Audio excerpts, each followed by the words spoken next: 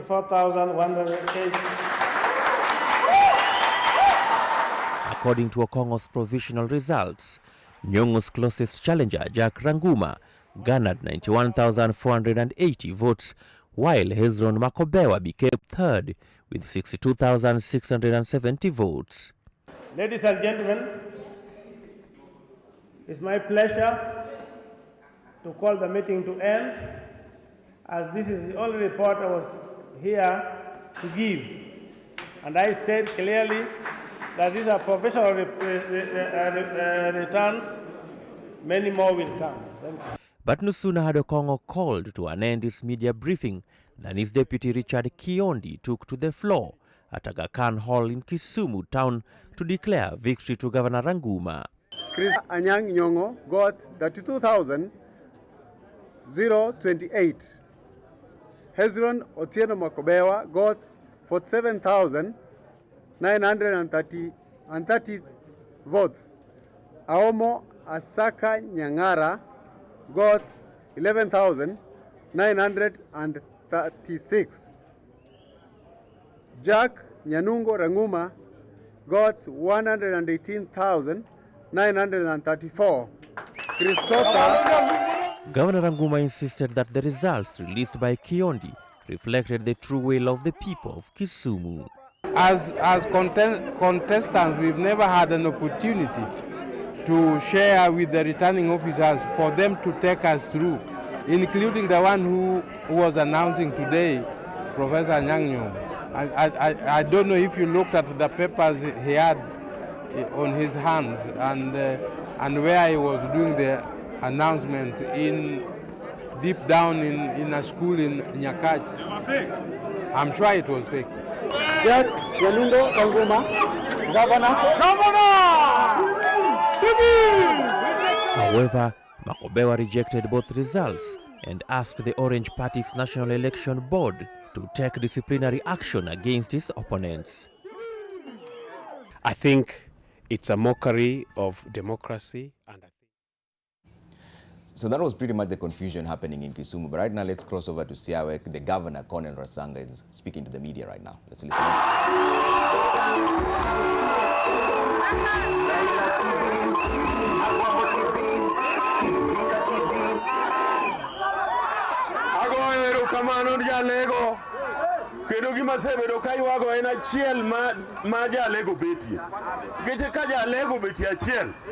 To kendo gini anene gan 2022 kendo pod wan kode.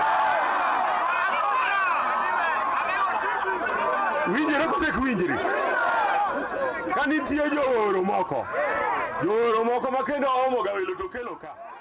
All right, that was an address by Siaya Governor, that's Colonel Rasanga, after being declared the winner, just saying thanks to his people and, of course, accepting the results, which was pretty much expected. And Benji Ndolo joins us right now. He's a political analyst and a strategist as well. Benji, what do you make of the issues that are going on around these nominations? Double allocation of these certificates, cancelling left, right, and center, delays everywhere. Perfect timing, Trevor, and thanks for having me. Sorry, I was a little late. I was in a meeting downstairs. Kisumu is shameful. It's interesting because I was watching it this morning, and given all the history of disorganization and chaos, you would imagine that the National Election Board for ODM would have this process so well structured and so secured, such that a certificate is only one, it's in a secure place. Okay. There are not many certificates where anybody could just write and announce. Hold that thought in just a bit. Let's listen into what Colonel Rasanga is saying right now in CI, then we'll discuss it later on. To come join me so that we help Raila realize his ambition of becoming the head of state of this country. If we shall be fighting our battles further within the county, it will not pay any dividends at all. And I'm trying to appeal to the other side, especially Engineer Nicholas Gumbo, that he's a young man. He has got another life to lead. Yeah, so let him shelve those ambitions. I know he said he would like to become an independent candidate, but let him come. We shall meet. But it would have been very wise for him to keep off, he come, so that we join hands and we now campaign for Raila. That is all that I have been telling these people.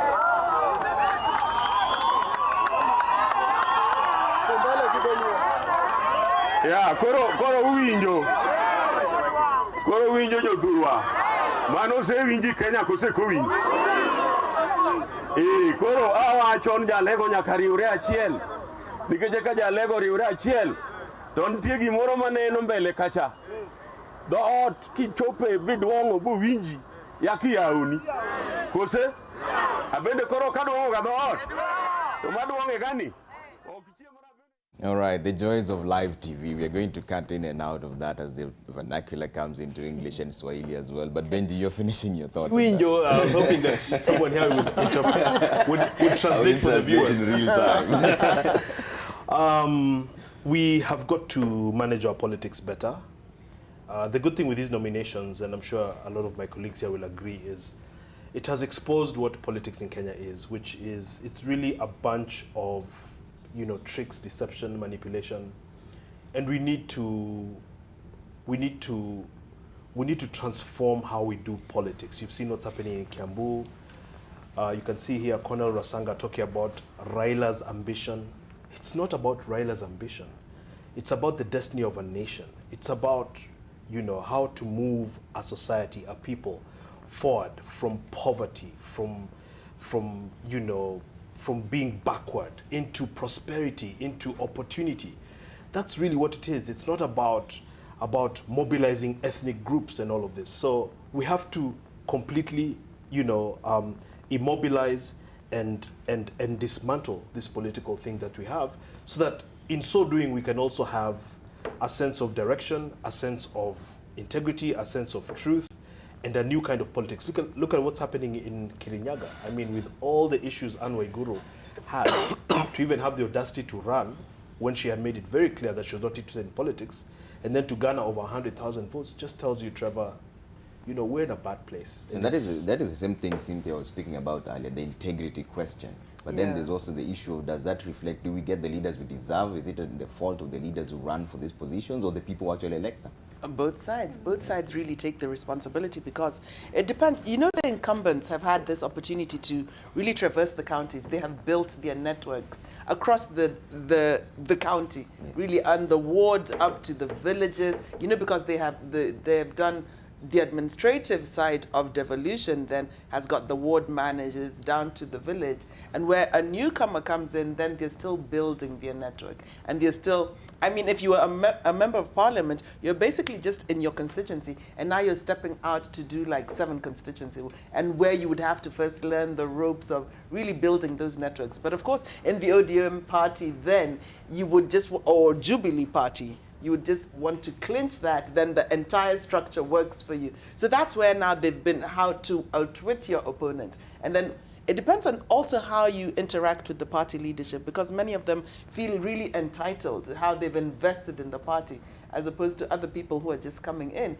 Because, as a parliamentary candidate or someone who's been in Bunge, then you've been giving your monthly subscriptions to the party. You have helped when there have been rallies and all. So you really have an investment in the party until you feel, when ni mwanachama, si ati chama ni ya wenyewe, you are the owner of this. And that's why you're finding situations like in Migori and in Homa Bay, where there are two returning officers who are announcing the results. Because when you feel that you own this party, then just set up your own tallying center and invite someone and make them a returning officer and let them announce. But then it's a pity why these papers are also available to all these other people. That raises another question, which we haven't even talked about. Which is the fact that we know there's corruption going on. There's governors that are funding some of these parties a lot of money, and that's why the sense of entitlement. So you find a guy losing, but then he's probably through a back channel saying, look, I've been giving you money for this much, so don't mess around with me. And that's why, like she's saying, they have their own little infrastructure, which is also unacceptable. And I think that should also bring us to the question of, is it really about changing this country, or is it about pushing a certain someone into office? And we'll get to that discussion right after we speak with Leila Mohammed, who is in Nairobi. And remember, here is one of those battle royale grounds, as everyone is talking about, as everyone wants to get a pie of this Nairobi county. And Leila Mohammed gives us the latest from the ground. Well, the sun has finally come out here in Nairobi County. However, the people here in Moi Avenue Primary School feeling quite disoriented with the party. As you can see behind me, police is really struggling with the crowds here as the pushing and shoving continues, the shouting. Most of these people who are here saying that they are unhappy with what is going on here. Some are saying that voting has begun, others are saying it hasn't begun, and others are claiming that there are those who have come late and they are being given first priority in terms of being chosen to vote. Very unhappy people here, very they're saying that they have been here since 7:05 in the morning, and they expected to vote early and go and do other businesses. However, that has not been possible. Like I said before, we have 3 polling stations here at the Moi Avenue Primary School. This that is causing a lot of drama is the Moi Avenue polling station. There is the Technical University line and the NSSF polling stations, which are going on smoothly. However, this particular polling station is causing a lot of drama. Police having to really do double duty and ensure that there are no incidences of violence. However, these long lines have taken a toll on 2 individuals at the moment. One man collapsed a few minutes earlier. He was having what probably, just from looking at him, probably seizures, and another man was forced to leave his line and go and sit there because he was really sweating, and he says he could have collapsed any moment now. How are you? Good morning. Habari zenu? Nzuri. Shughuli inaendelea Kwamba huko mbele kuna kizuishi. Kwa nini hawakui watulivu hakikisha kwamba kila mmoja wenu aliyefika hapa anaweza kupiga kura yake?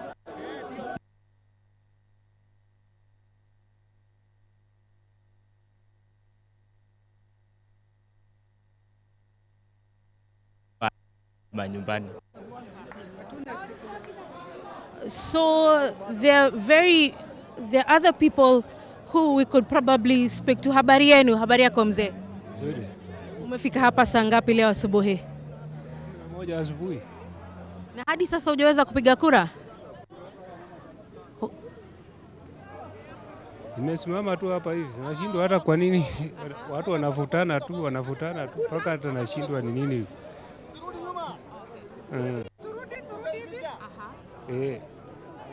So the lines are being people are asked to make the lines clearer. Again, we are seeing police and polling officers now doing another round of ensuring. If my cameraman can now pan clearly and see how the lines have already snaked their way into outside the city. Most of these people having come here really early in the morning, and if you're wondering where the people of Nairobi County have gone to, they are here at this particular polling station in Starehe constituency. Others are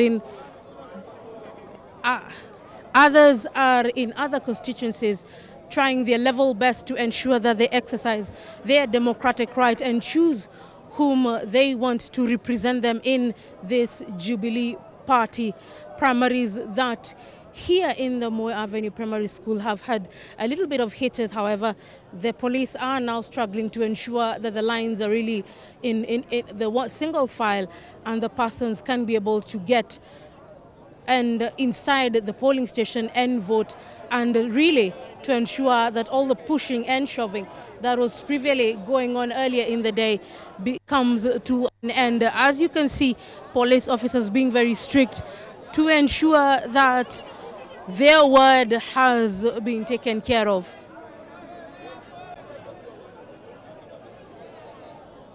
So polling is expected, was expected to begin here at around 7 a.m. in the morning until now, running to 10 in the morning. Most people haven't really gotten their chance to get into the polling station and vote, and you can still feel and hear that they are a bit disoriented with what is going on here at the moment. They are saying they expected that this process would be smooth and sounding. But we will be here covering this primaries live for you, and if anything else happens, we shall be able to bring this to you live. But for now, I'll take you back to studio where Trevor and Gladys have a panel. Leila Mohammed speaking to us from one of the police stations in this city, Nairobi City, and that will be the Moi Avenue Primary School, where there seems to be a delay in start of that nomination process. But other polling stations seem to have started off, and we'll be giving you details of the same as and when we receive them. But for now, we take another short break, or the first short break, right here on #Decision 2017. We'll be back with more from the counties.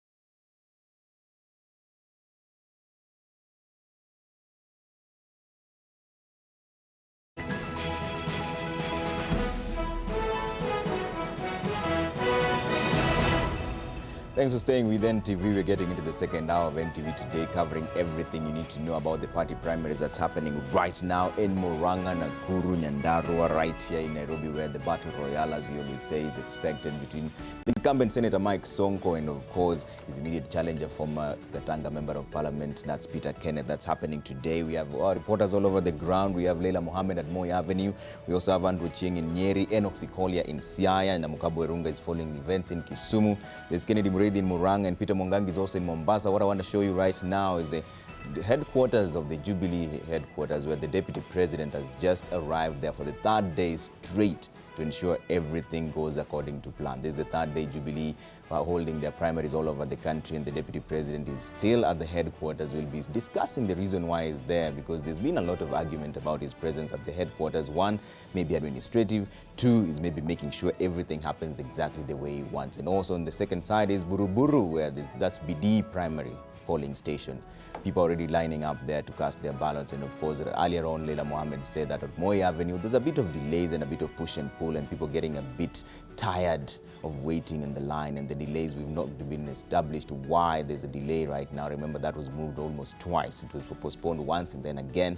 And now that it's happening, there's still a bit of delays. My panelists are still with me. My colleague Gladys Kashanja is also still with me. Let's talk about the delays at the Moi Avenue. What do you make of that? Having postponed this event more than twice, but we still see delays. Nairobi primaries are going to be a challenge for the parties because you're working with a very different population. This is Nairobi. This is not your average rural population. Here is where it's fast, right from 5 o'clock. People are delivering things at the market at Marikiti, I think by 4 or 3 o'clock. So people are moving quick. You cannot afford the delays that we've been witnessing across the country, where I think if you've seen in the past 3 weeks with the other parties, and of course Jubilee has just done 2 days, and we saw voting starting at about in the afternoons, really past noon is when they start. Yet people are there by 5 o'clock. They're anxious. Aspirants have whipped up supporters to be there to guard the vote for any mischief. But you find that, I don't know if it's part of the party tricks to just dampen people so that the energy levels go down a bit so that we can go in slowly. So at Moi Avenue, of course, you're going to find an anxious group. People wanted to go in there, vote, and just go on with your business. But it seems like now they're going to have to dedicate a day, a night, and probably into tomorrow for this voting exercise. So that's something that's going to play out. Hope the energy levels will not go down where people get agitated and probably now start pushing and shoving. But we hope that the National Election Board of Jubilee will be able to contain that and really get that rolling. Open up more, if it is the more streams, really. If there are 3, double them up, you can see the population that's come up. And it would be important for the National Election Board to see that, and if they can rapidly respond to that, like open up more streams and just get that population flowing. This is Nairobi, and people are really anxious to see that it goes right. Yeah, I mean, it's difficult to understand why our parties are not respecting the electorate. It's the same mistake every day. Not enough ballot papers. We can clearly see the voter turnout is large. So you should plan ahead of time if you've cancelled the day, and the next day to be able to plan to be able to cater to these people.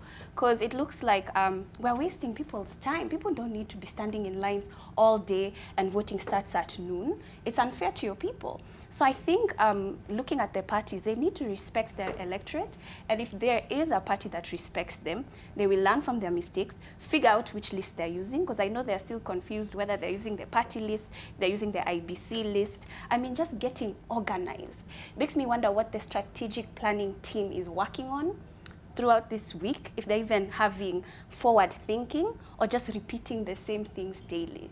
Benji Ndolo, we've got to talk about what has been the talk of town, voter suppression, moving nominations from one day to another, and by the time you get into the day that they actually cast the ballot, the numbers are not as many as they were when they started off. Do you think it's the same thing with Nairobi, considering how important it seems to many parties? I think, like Nerima is saying, it's a function of basic disorganization, Gladys, which is frankly unacceptable. Why? Because for the kind of money that we're raising and spending in this country, we're talking now, since 2002, when Moi left the GDP at 180 billion, we're now at over 2.5 trillion shillings. It's not acceptable anymore that we're still doing things, Joakali, like we were doing in the 1970s. You should have a situation now, Gladys, where someone walks in, they put their finger, and you can immediately see who they are, if they're registered, and they can cast the ballot immediately.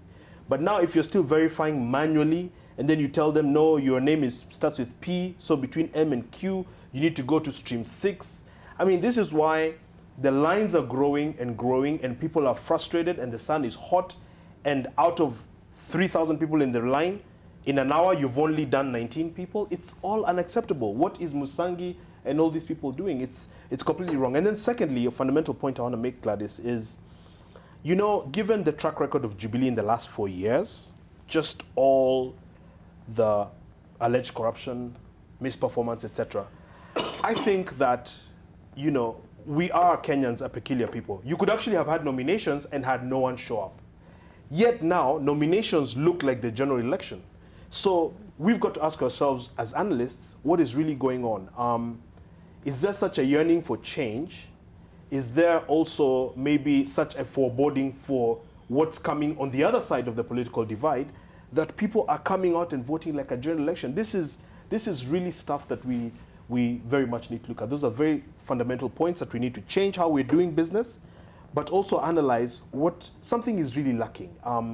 And I think either there's so much outrage at the status quo, or also a lot of fear against what NASA is coming with tomorrow. Okay, and speaking about what the intentions are, we go back to the question we asked earlier. Is this about the morning Jews coming in to cast their ballot, or is it about that person who needs to get into that office? Do you think, Nerima? I think it's a mixture of both. I'm hearing the Mwananchi speaking out loud. They definitely want change, so they're showing up. As much as these nominations have been, the word I've been hearing a lot, shambolic. That one has been coined this year. Yeah. People are still waking up and showing up. And so I believe that they are voting on individual basis, a lot of them, because they're voting on new people. And I think that is exciting for Kenya, because there is a shift of a change. And I believe that tomorrow, it'll be interesting to see how the population receives it. Mm-hmm. Okay, Cynthia, are the people saying no to certain candidates, or are the parties saying no to these candidates? Because if we see people who are saying, wait, this did not go the way I wanted, I'll jump ship and run as an independent. What does that say? Are we ignoring the electorate, or are we at war with our party leaders or party members? Once again, a mixture of both. A mixture of both, where you find that where you allow two returning officers and two results to be transmitted, and then say, oh, those cases can come back to the dispute tribunal, and then it's then manipulated at headquarters, then that brings into question. But then if you're going to now at least let the democratic process play out in a correct fashion, where results are announced at the polling station, have aspirants and their agents sign these forms, and then just let it go upwards to the constituency, to the National Election Board, where they are announced, then people have confidence in the process. They feel they have participated,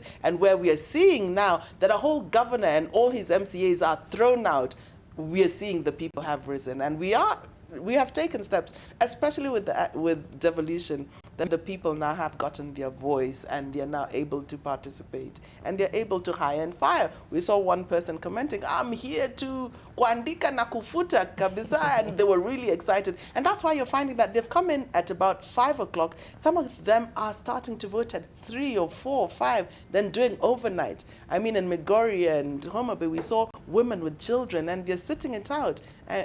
I don't know if aspirants, of course, have encouraged them to sit it out, but you still find the people know their place, and they have now said that it's my turn to hire and fire. So the people are empowered. Is that the same reason why now we are seeing big names being trounced left, right, and center, when you expect an incumbent governor who only serves for one term, and then people vote him out immediately, like yesterday what happened in Kiambu? Yeah, in Kiambu, because now, as you have seen in Siaya, where you find that the acceptance speech for a win is like, I'm making a solid foundation for Raila and it's for Raila. He doesn't know what the announcement will be tomorrow, if it's going to be someone else. But of course, now in Kiambu, you find that Kabogo concedes. I don't know if he has conceded. He fell short of conceding, but so he said you he begin to look at maybe other hands playing at this. You don't want to rattle the place. If that's what the people have decided, you don't want to fight it. This is the party leader's home county, and you don't want to cause it too much of a mess. I mean, I've heard people laughing about how it was the Punjabi Derby and how the two of them are really basically, they went to India, never ever met in university and all that. So the personality politics still plays a major role. The personality politics is still playing out. There's also, you see another outer hand, you don't want to rattle. Whatever results have come, this is it. And so you're not finding people like saying no or challenging the results, especially in Kiambu. And Nerima, I know you interact with the youth a lot, and this personality issue, is it still one of the major factors they consider? Well, it's quite interesting because when you look at Nandi, for instance, with Stephen Sang, somebody who is young and sort of taking a position where you would think an incumbent will have more power.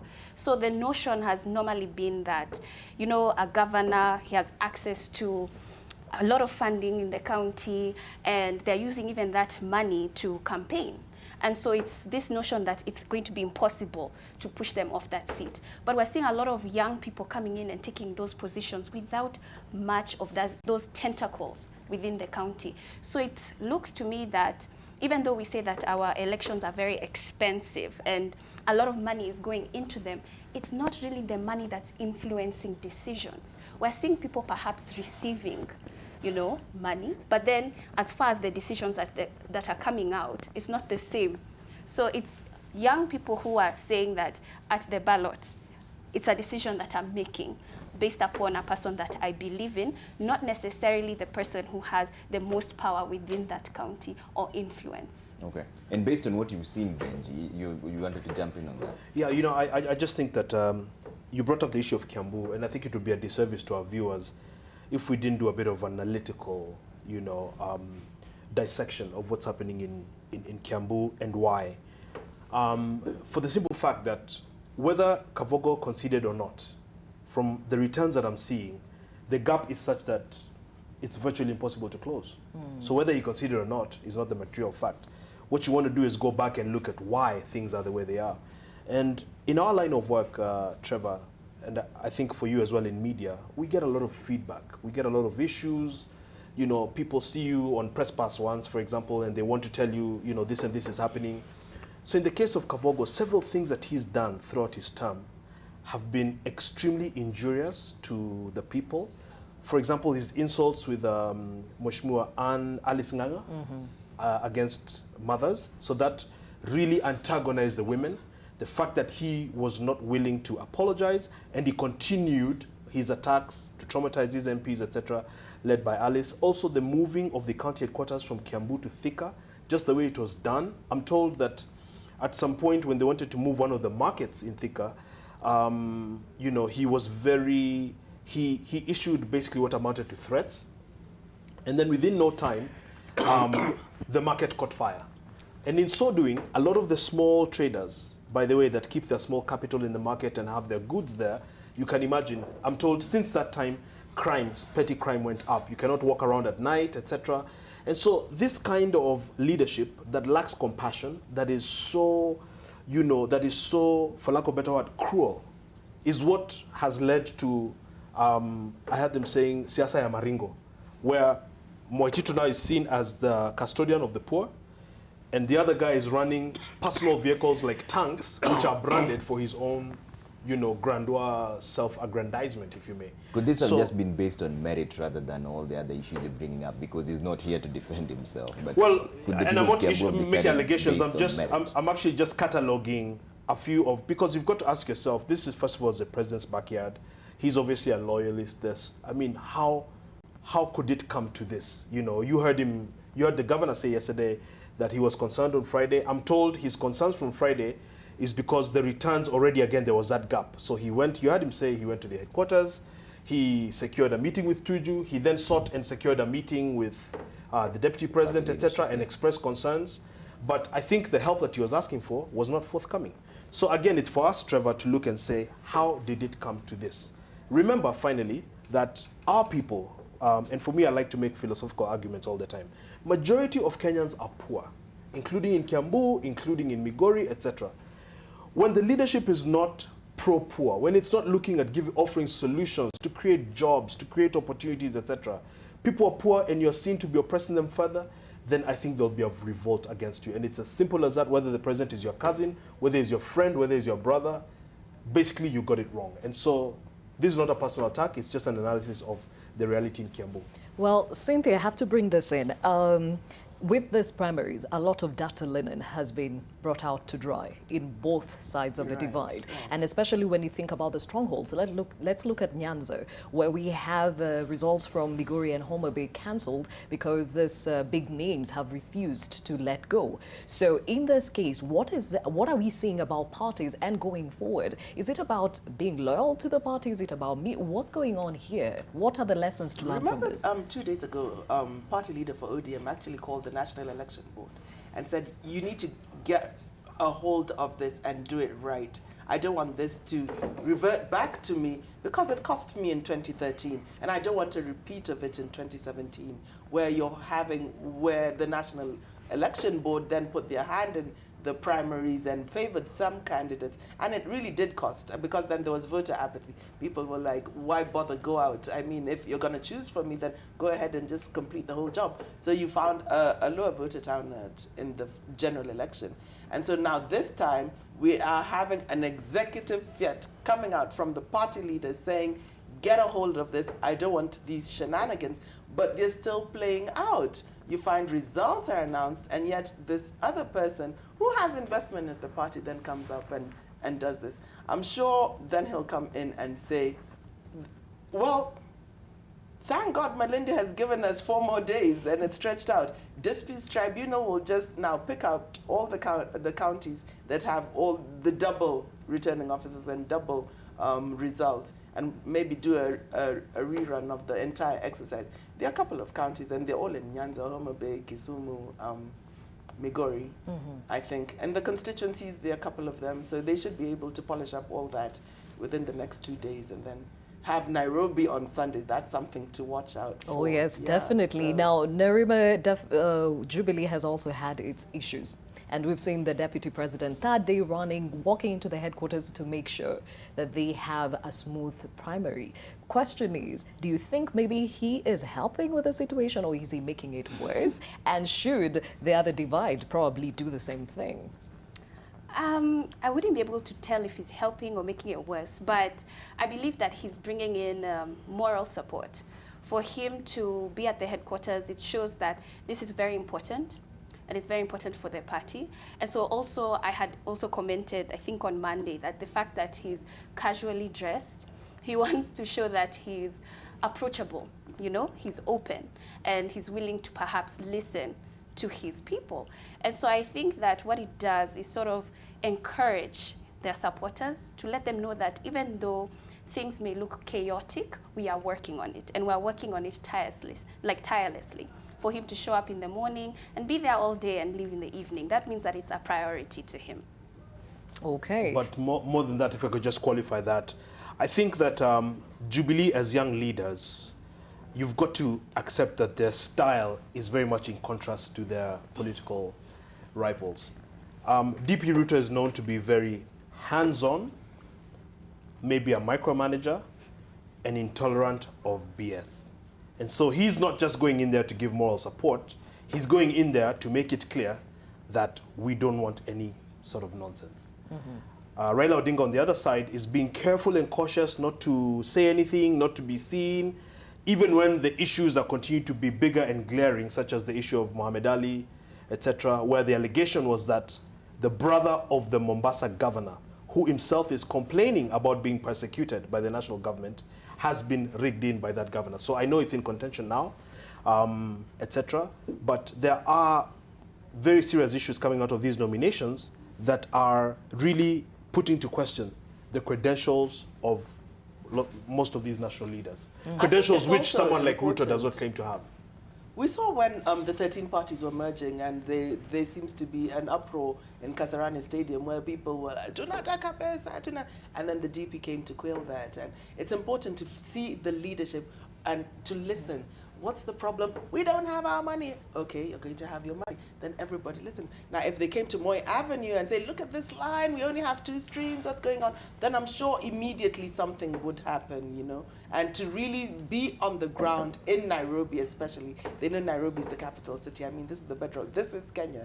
And so how Jubilee really handles Nairobi and, of course, ODM on Sunday, then it's really important. So I think you agree. It's good. I think you agree it's a very different leadership style. I don't think that on his counterpart is Honorable Kalonzo Musyoka.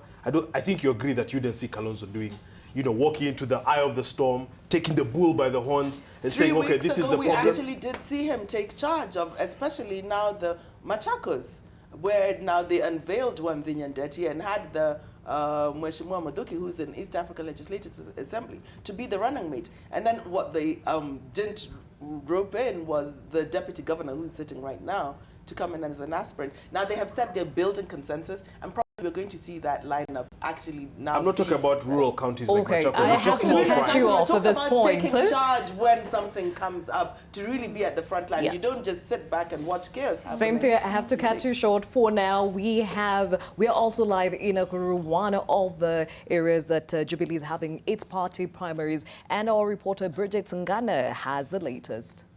Welcome to the second round of the Jubilee nominations here in Nakuru County. We are at Menengai Social Hall, the distribution point for Nakuru East constituency. Already the returning officers and the polling clerks are busy trying to sort the voting material behind me. The security officials are also standing by just to see how this process proceeds. Earlier on in the morning, we did a tour of various polling stations, and still, as of now, none of the polling stations have been able to conduct these nominations here in Nakuru County that are, however, very hotly contested. Here in Biashara Ward, we have about 70 to 60 aspirants seeking to be members of county assembly in that ward alone. So here in Nakuru County, currently, voting has not yet begun, but people are up and ready and willing to take part in these nominations. Hatujasikia, hakuna mtu mwenye anatutokezea aseme hakuna mwangaza wowote. Sasa mpaka tunahofia kama itakuwa kama Friday. Sasa tunaomba at least wangangane tu, wajaribu wafike, tuweze kupiga kura, mtu aende shughuli zake. Tuliamka saa 11 mpaka saa hizi hasijafika. Sasa tunashindwa watu watafika saa ngapi, na hatutaki kufungiwa. Hata kama itapigwa mpaka saa 3 tuko ready. Tupige kura, ndio wenye hatutaki tuwaondoe na wenye tunataka waingie. Challenges that I am encountering this morning, it's only that the ballot papers were actually brought a bit late, around 6, of which 6 a.m. was supposed to have been our polling, our opening time for our polling stations. According to the returning officer here in Nakuru East constituency, he says there's a likelihood that the polling stations will have an extension of the closing time. He says there's a possibility that they'll be extended by about half an hour, but that is still out in the open. It is unclear whether or not they will extend the time. This is a race whereby we have several candidates who are vying for various positions, but we must have the winners and losers. Then those winners and losers, we have to team together in order for them to support the party so that Kenya can actually forge forward. From Nakuru County, I am Bridget Ngana, and we will be giving you the updates of the Jubilee nominations here in Nakuru. Well, Bridget Ngana speaking to us from Nakuru County, one of the counties that the Jubilee Party is having its primaries, and we'll keep you updated from that county. But we come back to our panelists, and we were talking about, housekeeping and who is doing what or not doing what. And you were referring to the Wiper Party. Yeah, I think all party leaders are really hands-on right now, because it's important to manage party primaries. Of course, not to influence the outcomes, having like preferred candidates, but really to come in and probably just to put everything straight and in line, and to put the party structures and to give each its own influence and its own power. I mean, like in parties right now, in this season of party primaries, national election boards are the ones who are really driving the process, and they need to be empowered to see that, to do that. We saw on Friday where there was a challenge with Jubilee. Of course, the party leader came in and the entire structure was there, the leadership of the party. Then from, I think, Monday, yesterday, we began to see now Chairman Musangi in the forefront saying that this is the way we're going and it's going to go this way, and you found that there's more sanity and that there's more order. I know they had hiccups in starting, but now it's really settled and it seems to be more organized. But then when party leader ODM comes and tells the National Election Board, get a rein of this, and we're still seeing trouble, then you find that it's slipping out of their hands. It's slipping out of the hands of the National Election Board. And it's important that maybe other party structures come in, like the NEC or the management, to really come in and support the election board to deliver a credible election. When you begin to see, I mean, two fault lines, it really brings disharmony in the party. Nerima, I mean, the IEBC clearly has its work cut out for them if this is anything to go by going into the August 8th elections. I mean, if we have people who just say, I will not accept this, I will take this whether you like it or not, what should they be ready for and how should they rein in on this going forward? I think that IBC, hopefully that they're watching and preparing for a national election, it would be how results are announced, one. Because we've seen in our nominations how you're receiving two different winners and then they're being, declared, and it's on media as well and instigating some sort of tension. And so IBC needs to really make communication clear. And that's something that I hope that they're looking toward. And not only that, also looking at the polling stations and the schools having, enough officers, election observers on the ground. And not only that, being able to organize their lines. Like we were saying earlier, they look like they're just two lines which are extremely long. And how will we be able to, mediate and come into that and make sure that they are fast and they are credible at the same time. And also it would be, as Benji had mentioned earlier, about using the electronic system. Would there be a rehearsal for that before election day? Because we're seeing our nominations right now and there were no dress rehearsals for that. And so we're beginning to see a lot of problems within parties in terms of structure and rolling out information.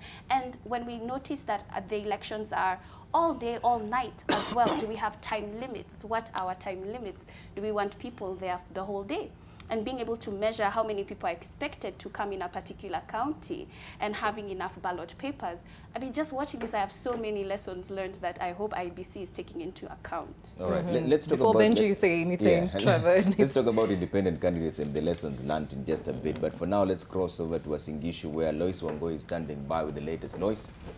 Hope IBC is taking into account. All right, let's talk Before about... Benji, you say anything, Trevor. Let's talk about independent candidates and the lessons learned in just a bit. But for now, let's cross over to Wasingishu, where Lois... Because tallying of the various Jubilee nomination places that contestants, aspirants and also incumbents are eyeing for has begun already from preliminary results.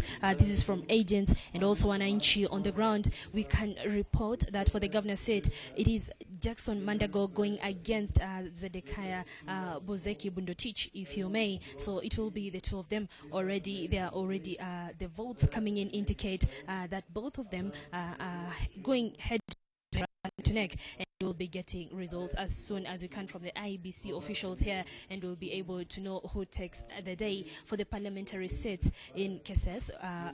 Initial counting or tallying indicate that Dr. Mira is also going head with Speaker Isaac Terer. We do not have official communication on who is going to back that particular nomination, but we can report that it is going to be one of the two, still awaiting official communication from the Jubilee team here. Where I am currently is the tallying center for Ainapkoi constituency. The incumbent MP Samuel Chepkonga already indicates that he's going head to head with. So who will it be? Will the incumbent maintain his position, or will Chepkut take it? Already voting tallying that is ongoing here has indicated that the journey, or rather the race, has narrowed down to the two. In the ward representative seats, the very interesting seat to watch is ward seat. Remember, it is the ward that has so many voters, about 38,000 registered voter. The incumbent MCA Chomba, all indications currently show that he's also going head with young blood some kids. So who will it be? Will Chomba maintain kinship in that particular ward, or will this young man some kids take it up? So currently no winner has been announced from Uasin Gishu. Still tallying is ongoing. Currently excitement is all over, and even from the streets of Eldoret, where I'm headed from this particular tallying center, is that already Wananchi, together with the aspirants that they were supporting, whether incumbent or a new entry, they are already also concluding according to their own parallel tallying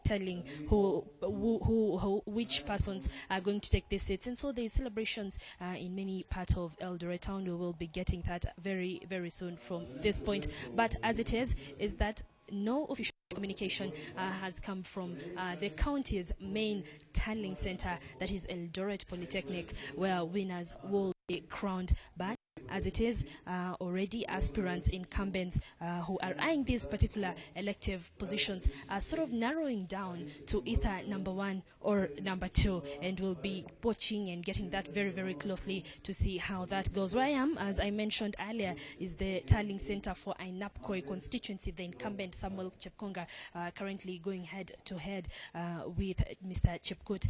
We don't know who is going to take these particular seats, but as I indicated earlier, all indications and pointers show that it has narrowed down to these two. When it comes to the senatorial position, early indications show that former Cast FM presenter Mr. Kemei is also going head to head with Professor Kamar, and we will be looking also into that very closely to see if Professor Kamar will take it or it will be Mr. Kemei. Remember, Professor Kamar is not new to the politics of Uasin Gishu. In the year 2013, she did bid for Gishu's governor's position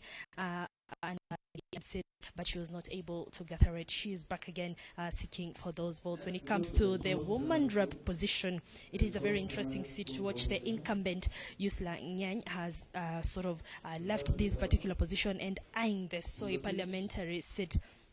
And the ladies to watch as tallying continues right now is former Judiciary Registrar Gladys Boss-Sholei, and of course a lady called Chepchi. She is a new entrant into the face of publicity and also politics, but she's giving Gladys Boss-Sholei a run for her money if initial indications of this tallying process that is ongoing is anything to go by. So we will still be coming back to you with more updates, but currently tallying is still ongoing, and reconciliation of the tallying votes will be done at Eldoret Polytechnic later. I think in an hour or so we should be having results from the constituency of Ainapkoi and of course and the constituency of Keses. In the constituency of Tarbo, we're also expecting that it will be a head battle between the incumbent MP Elijah Bushenei and the entry of businessman Kevin Okwara. Kevin Okwara is banking on the cosmopolitan vote that is very, very rich in Tarbo constituency. Remember, Tarbo constituency is the heavyweight when it comes to voter registration. It is home to over 80,000 voters. Also, initial indications, if this ongoing tallying is anything to go by so far, indicates that businessman Kevin Okwara is also going head-to-head with incumbent Elisha Bushenei. We'll be coming back to you, Trevor, and of course to you, dear viewer, with more updates from the county of Uasin Gishu. Back to you, Nairobi.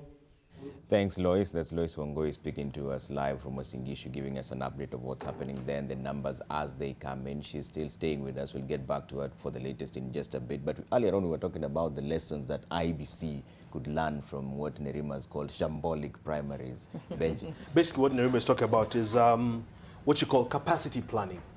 So you anticipate, you don't react.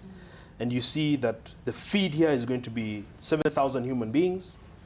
Our staff is 9, individuals with this many, copies of register, this number of ballot boxes. And it's a mathematical computation, a fairly simple one, where you know that to get these guys through, the throughput will be these many guys per hour, we should be done in 6-7 hours. That's exactly how to approach it as IEBC. If you don't do that, and with an allocated budget of 20-something billion shillings, then certainly you're failing. You're going to, make a lot of people angry. I don't know if I can say piss off on air. You're going to make a lot of people angry. And also you'll just be seen to fail. So it's, again, a matter of maximizing efficiency, having a strategy going in, capacity planning properly to have the right number of hands. And especially now, given these primaries, Gladys, I think that August 8th will be a record voter turnout. I mean, all things considered, it'll be this times 3. And I'm not sure what the reasons are once again, but it'll be a shame to have 9,000 people come to the line. By 1 p.m. they haven't started voting. This is ridiculous. So then they started to go voting into the night. That's where all the issues of rigging and anger, people are hungry, they're tired. It just becomes chaotic. So they will only have themselves to blame for this. And, as much resources as they have no excuse. Even they should feel free to call on consultants, even on pro bono basis, just to get very fundamental, basic things right. If they don't, we'll be at the forefront condemning them for failing, and they'll not blame anybody. And still talking about housekeeping, we need to talk about people behaving badly. We saw one of them do that right here on NTV. And it's interesting to see that the party has not come out to comment on it, or even about, the violence that was witnessed in Gatundu South earlier on in the morning. And for me, the question here is, are we saying this is okay? Being silent sometimes can make a loud statement. And the fact that our leaders are not held accountable, sometimes I wonder what the position or point of ethics anti-corruption, or EACC, why is it present? Or how some of our leaders are being able to vie for elective seats. Yes, we know the past, and what they have said or done publicly, because we're living in a time, or currently in a time it's tense right now. And for people to behave in ways where they are almost demigods, and there's no punishment or repercussions for things that you do or say, it makes you wonder about our country, or the example that we're showing, not only that, but young people. It's almost like saying, as long as I have power, I am untouchable. And there's nobody within the parties or the systems to say, what he did or what he said was not right, and we do not condone it. And that needed to come out clearly and loudly from the party as a representative. Cynthia, bubbled area does not fall in the jurisdiction of one Kaparo. So how do we deal with this, and what should the IBC probably put in force to make sure that we don't have this kind of behavior going forward? I suppose you're referring to Moses Kuria yesterday and using the F word right live on national TV. I mean, of course that's pathetic, but then it shows you his frustration, and you do begin to read a lot of politics from what he's feeling and what he's experiencing. Because once again, you want to look at where the president's county and his constituency, as well as the leader of opposition, his constituency and his county. We look at Kiambu County, we look at Siaya County, we look at Gatundu South, we look at Kibra. Kibra, people started seeing a project coming up in form of Raila's daughter.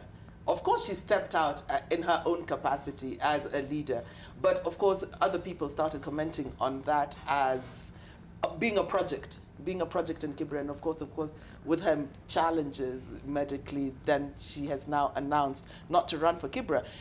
Then you come into Gatundu South, you wonder if there is an aspirant who's actually probably taking it away from Moses Kuria, because remember the last time he went in unopposed with a nod from the president, and now he's got this challenger where he's probably feeling the frustrations, and probably this challenger is probably just going to hold brief for maybe the president's son. You never know, but that's how far you would probably be reading into politics. And so should the ethics and anti-corruption now just be looking at that and watching? Because I saw an advertisement where they said that they're watching the primaries and they're watching candidates. Even if your party is going to clear you, Then in the final analysis, when you're presenting your papers to the IEBC, then you're going to come up with that roadblock from ethics and anti-corruption, where they say that you cannot restrain yourself, you have inability to hold yourself up as a leader, and you definitely can't have this certificate. So I don't know if missing one certificate from the ones you're supposed to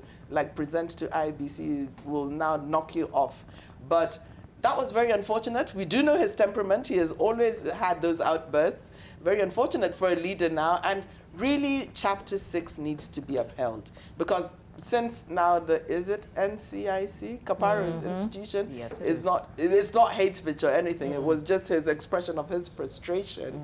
Really can't do anything about it. So that's unfortunate. But Cynthia, do you reckon that then we're dealing with the system's failure here? Because based on the last numbers, Moses Kuria and Gatundu South was leading with 24,578. Okay. The So what would aspirant rattle about him so much to 7,000. be so frustrated? In fact, and to be so I was hoping we'd bring up that story just so that we put it in context and show you what exactly happened yesterday in Gatundu South. That was where the drama ensued between Moses Kuria after some challenges alleged that he was one of the people who caused the chaos in that area. Listening to this. Okay, we're bringing that story in just a bit, but the issue there was that there was a bit of chaos, and there was an aspirant who accused him of having started those chaos by having ballot stuffing. But even then, he is still winning. So is it an issue of system failure? Because even if we bring in the NCIC, and this is not in their jurisdiction because this is not exactly hate speech, even if one of them is prosecuted, there'll still be an appeal, another appeal, and it will just delay. And it's eventually up to the same person will National Election still Board be... of the Jubilee Party to make that decision if they're going to sanction it. And yet they haven't said anything. They have not sent him. That means they've given him a go-ahead. He once again has a nod. They need these brute kind of politicians playing in these spaces because they hold out those who are probably a little bit laid back or who are just maybe very professional, very coming out as bourgeoisie and cannot really get their hands dirty down there. You will find that on both political divides, you always have those brute politicians coming out, or those kind of characters. Let me not label anyone brute, but that kind of characteristic where you're really brash and that they just turn a blind eye to I think that what Cynthia's talking about, basically in politics, is called political attack dog. Yeah. You know, the ones who you use for certain,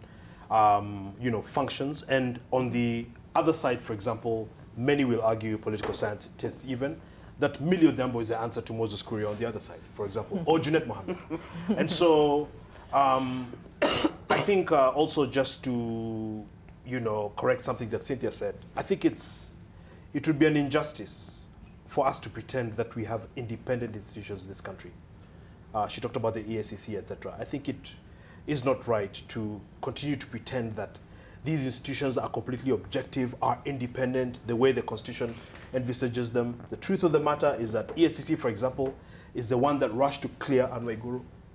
And then when issues were raised, they rushed again to clarify that they hadn't. So these are by letter, in writing. She's clear, well, no, we're investigating, or the same ones that are used when there's a witch hunt. You don't like the Auditor General, he's embarrassing the government, spotlighting something, put the EACC on him. You raise questions about Sonko's credentials. There's a delay in his certificate of good conduct. He goes, finds his way to State House, one phone call, DCI brings it in 1 hour. If we don't level with the reality in this country, that we're still unable to transition into the new constitution away from the imperial presidency, then things are not really going to move. And so the fact of the matter is that a lot of these bodies, for example, if President Uhuru was to come out, barking on this issue today, you'll see how guys will swing into action. The same way you've seen agencies swing into action against Governor Joho, like nobody's business. To his nursery school, to where he was born, it doesn't matter. They'll swing into action. Within 7 days, they'll have everything on you that they need. And so, not to preach, fear, but the fact of the matter is that we have got to embrace constitutionalism. We've got to do a lot of civic education for people to understand what the Constitution is about. Because until we do that, the whole discussion about leadership and integrity and all of that, they'll pass unconstitutional bills to water all these ideals down. That's exactly what's happened at Adwale, and that's a fact. But would you agree, remember there's this incident where we would say a slap on the wrist because they really spent a couple of nights in, that Moses Kuria was in for as the Pangani 6, and the president says, if I'm going to discipline the people in opposition, I'm going to discipline my own, and he gave him as an example. Then he's not coming out now when he's really like manifesting in his true colors. I think the fact that that you allude to the president having an opinion on that particular judicial process actually makes my point. And that is not that is that not it's the not only independent. Incident. The one that he always has a hand in all the independent institutions. That is precisely my point. And that was why it is going to make the presidency so contested. And in fact, if you remember, we are trying to move into constitutionalism. If you remember, some of the controversy that came out of that was Moses Kuria complaining how he tried to reach out to Duale and State House, etc. And there was a bit of exactly, and there was a bit of reluctance there. So,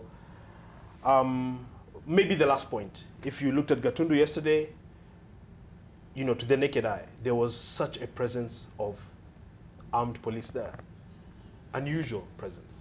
Why? It's a president's backyard. Get it right. And so for them to even not get it right in that way, to have this level of chaos, is also embarrassing. I mean, we've got a long way to go, but Trevor, let's not pretend like, you know, William Ruto, who completely opposed this constitution, is today supposed to implement it. How is he going to do that? He didn't believe in it. So these are some of the pitfalls that the country fell into.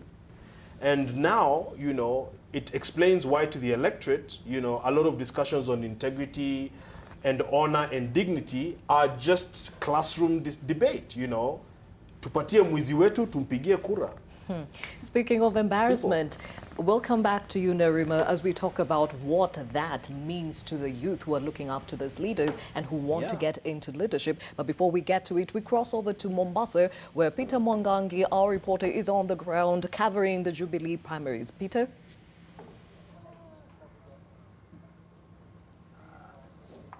Thank you, Gladys and Trevor. We are coming to you live from Mkomani Showground here in Nyali constituency. That is in Mombasa. And today, finally, after the people of Mombasa and the Coast region at large, after the primaries were postponed for 2 times, they are now making their voices heard. And as you can see, the queues have been long. This is the 5th polling station we've gone to. This is the 3rd constituency. We've been to Mvita, we've been to Kisauni, and now Nyali, and residents have turned in large numbers to vote for their people. And remember, this is sort of considered to be an opposition stronghold, but this could be another statement that Jubilee is making inroads. And I just want to speak to some of the residents here. Mzee, hebu tueleze jina lako na umefika hapa saa ngapi na matarajio yako ni gani? Kwa majina kamili naitwa Abubakar Mohamed na nimefika hapa kiasi kama saa 3:30 hivi, na mpaka sasa kama unavyoona niko kwenye foleni, na tunashukuru mambo yanaenda shwari, hakuna fujo lolote, na tunatarajia uwe ni uchaguzi wa amani na uchaguzi ambao utaenda vile tunatarajia, na kila mtu akona mtu wake. Kwa hivyo tuombe Mungu sote mambo ya mazuri, kusiwe kama kule kwingine yalivyotokea. Asante sana. Acha nisonge hapa kwa huyu bwana. Tuambie jina lako na leo ukipiga kura utakuwa ukitazamia utakayemchagua kufanyie nini? Natazamia ambayo tutakayofanyiwa na kiongozi ambaye kanifanyia tufanyie miradi mizuri sisi wananchi. Maana tumechagua wengi ambao wengine walikuwa kitu wanatufanyia. Naam, asante sana. Tusikie ama acha tusonge kidogo. Jina lako? Kwa majina naitwa James Kelly kutoka Bombolulu. Nimekuja hapa kutoka saa 1 asubuhi, nimengojea kupiga kura, saa hii ndo wanaingia. Matarajio yako, manake uchaguzi tayari ushaanza. Matarajio yako ni kwamba shughuli hii itaenda vipi? Mimi naona wameingia, wanaendelea kujiandaa, naona shughuli itakuwa nzuri.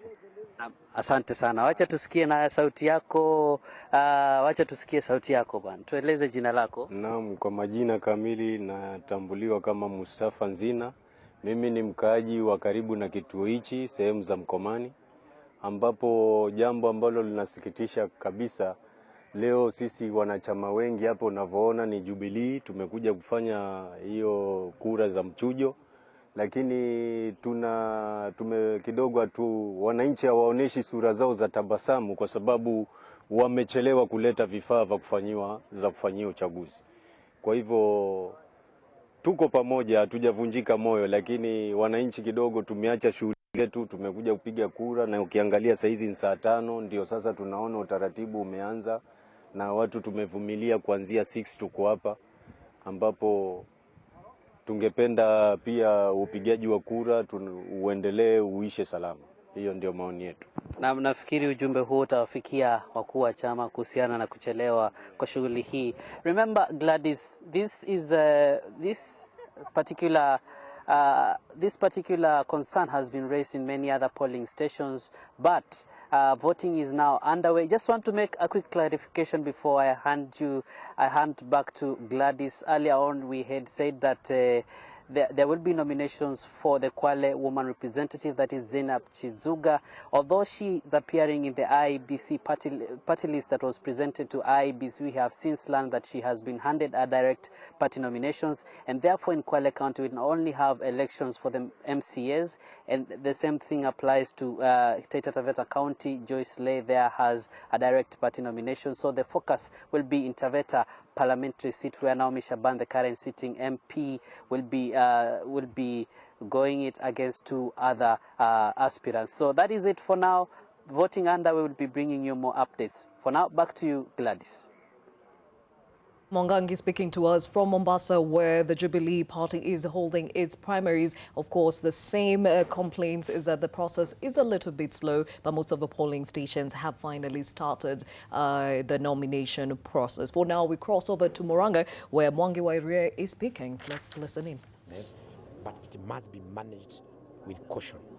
And as I've told you, Jackie, I think one detail which need to be checked on is the information at the backside of the ID, because this is my home.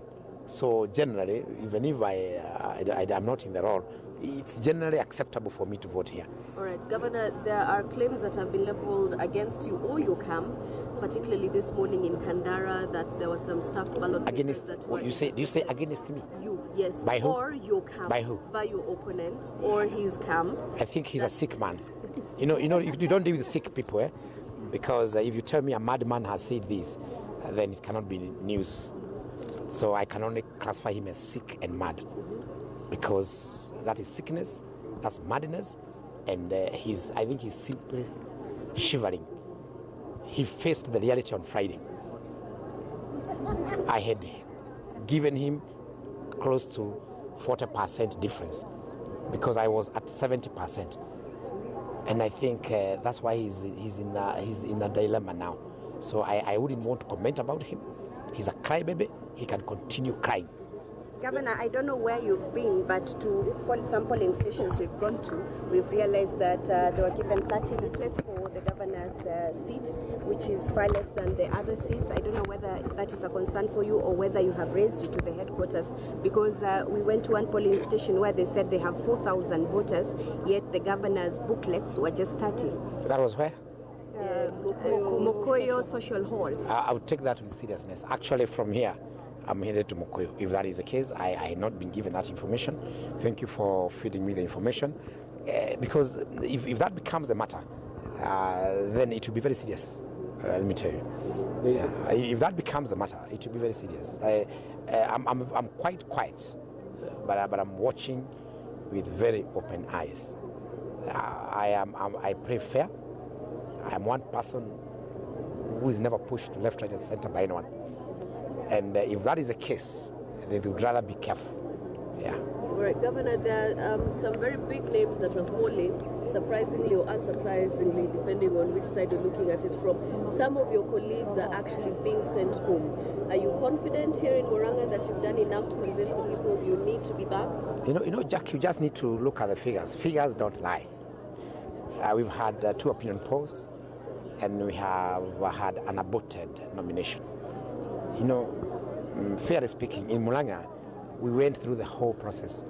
Despite the fact that we had shortage of ballot papers, as we went all the way. And actually, Tunju had actually released a 411 saying that in Murang'a all is well and they're going to conclude.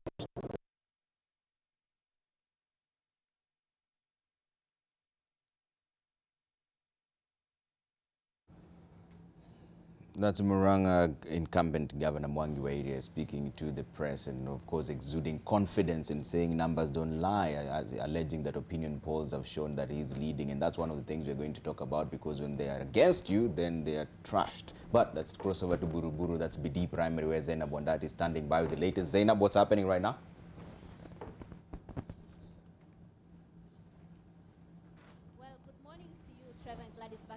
We are at BD Primary School in Harambee Ward in the constituency of Makadara, and right now what's happening is that the voting process is already ongoing. There are already a lot of people here, and the numbers will keep increasing as the day go by. This is where Nairobi Senator Mike Sonko is expected to cast his vote, and when he does, he will come and go in through this door right here behind me to cast his vote. Now Sonko is already in the vicinity. In fact, he was at Bahati Primary School just a few minutes ago, and Bahati Primary School is where Peter Kenneth is going to be casting his vote, and that school is about 10 minutes from where we are right now. Now the crowds are already here and eager to vote, although the numbers don't look so large right now, but those numbers are going to progress to keep increasing as the days go by. Now Mike Sonko is running for governorship of Nairobi, and he is competing against Peter Kenneth, and it is expected to be a very tight race here today. And as you can see, I don't know if you can get that shot. There's a gentleman who's just being escorted away by the police.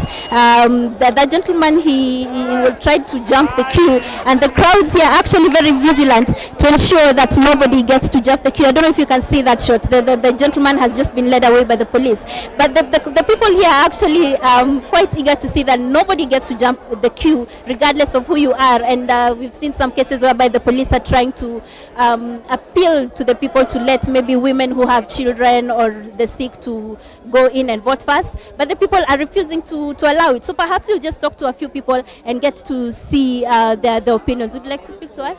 Come down please. Habari yako? Mzuri. Tuambie jina lako na umefika hapa saa ngapi? Mimi naitwa Timothy Mutinda. Nimefika hapa tuseme mwendo wa saa 2. Lakini naona inasonga, isipokuwa kuna delay, kuna polepole mingi. But kila kitu iko sawa, security, kila kitu iko sambamba. Kwa hivyo huna malalamishi yoyote? Sina malalamishi, isipokuwa laini ndio haisongi. Sina shida nyingine mimi pande ya kwangu. Kwa hivyo unatarajia kwa utakuwa hapa muda gani na uweze kurudi shughuli zako? In the next 30 minutes to 1 hour. Juu nilikuja lazima nifumilie mpaka nimalizie process. Maybe we can see if you can find somebody else to speak to us. Would you like to speak to us? Come down. Niambie jina lako na umefika hapa saa ngapi? Mimi naitwa Kamau. Nimefika hapa kama saa 2 na hatujachagua na hata sasa. Laini ilikuwa hapa, laini kulikuwa watu about 3 lines. Lakini sasa tumepanga mpango mzuri, sasa inasukuma. So we hope will be tamalizika bio. Yes. Kwa hivyo kufikia hadi sasa huna malalamisho yoyote? Hakuna malalamisho. Wale walikuwa wanaleta problem. Kuna watu wawili wameshikwa hapa, wameshikwa na polisi. Polisi wanafanya kazi nzuri. Sasa tuko sawa. Yes. Hao watu wawili, hiyo problem unasema walikuwa wameleta problem. Wanataka kujump the line. Wanataka kuruka queue. Wakashikwa. Sasa tuko sawa. Kila mtu wako sawa. Naona kaskari wanafanya kazi yao. Yes. Labda unaweza kutuambia kwa kifupi ni shughuli gani ambazo umeacha nyumbani ndio uweze kukuja kupiga kura hapa leo? Shughuli iko mingi, tunajua kutafuta unga nini, shughuli zako, kazi yangu. Tunasikia hata sasa wanashauti huko wataki watu waruke. Shughuli zangu sasa nimeacha, nimalize hii, nirudi huko. Yes. What's happening over there right now is that somebody is trying to jump the queue there, and that is what the police are trying to prevent. And the people, like I said earlier before, the people are very vigilant to ensure that nobody jumps the queue, and the police are actually on standby to take away any such people. So when somebody tries to jump the queue, what happens is that the people raise a lot of noise in order to draw the police's attention to that particular area, and that is a shot you can see right now. Anyone else would like to speak to us? Would you like to speak to us? Come. So now we will speak to a lady and hear what she has to say. Habari yako? Nzuri sana. Niambie majina yako na umefika hapa saa ngapi? My name is Lona Ndirango. Yes. What time did you get here? I got here at around 10 a.m. Yes. So far, how do you think this process is going on? Okay, the process is good, but I'm seeing it a bit slow. I'm thinking maybe the clerks are few or something, because at least being here for an hour waiting, and you can see I'm a bit far before I get to the place, to the entrance. So I think the process is good, only that they're a bit slow. What do you expect to see out of this process? I expect to see us elect our good leaders. We want to see responsible leaders who will take care of our country and, of course, our needs. So the qualities you're looking for in a leader is somebody who will be able to take care of the country. Exactly. Yes. There are no other qualities that you... Qualities of someone who has the common man at hand or at heart. So I'm expecting leaders who will take care of the resources of the country in a responsible way. So far, do you think that the names that are on the ballot today will give you that kind of a leader? Hopefully. So will you be casting your vote for governor only or for the other seats as well? Well, the most important for today is the governor, the MCA, because where I live, I expect someone who will take care of the needs exactly outdoor where I am. What are some of those problems that where you live you experience that you hope will be taken care of? The issue of water, we have water shortage most of the times, blockages, and the issue of the garbage collection. You find the estate is somehow full of garbage because like we do it ourselves these days, the county or the council is not taking the responsibility of collecting the garbage as we used to those days when I was growing up. So I'm expecting to see someone who will keep the systems right so that if it's about the garbage, we want to see Nairobi clean. We want to see the common Wanjiko benefiting from her taxes, whatever she pays out of her pocket. We want to see it well utilized. Yes. So how many election processes would you say you've been able to participate in your lifetime? There are many. I can't count them. There are many because I started from the single party to the way now of multi-party, so there are many. And as the years go by and as those processes keep changing, do you think that the leaders that we are electing are actually the kind of leaders you need? Okay, so far it has not been so. But I'm expecting as maybe from this year's election, I'm seeing the mighty, like in the other election, we were expecting to see great changes, which never happened because we've seen a lot of corruption taking place. But we are expecting from the elections, the nominations, we are seeing the mighty people going down, the mighty leaders that have been there for years from single party all the way to multi-party day. So I'm expecting maybe the lesson we are learning from the nominations could be that maybe this is the time that the youth now takes over and maybe we want to see changes, especially in corruption.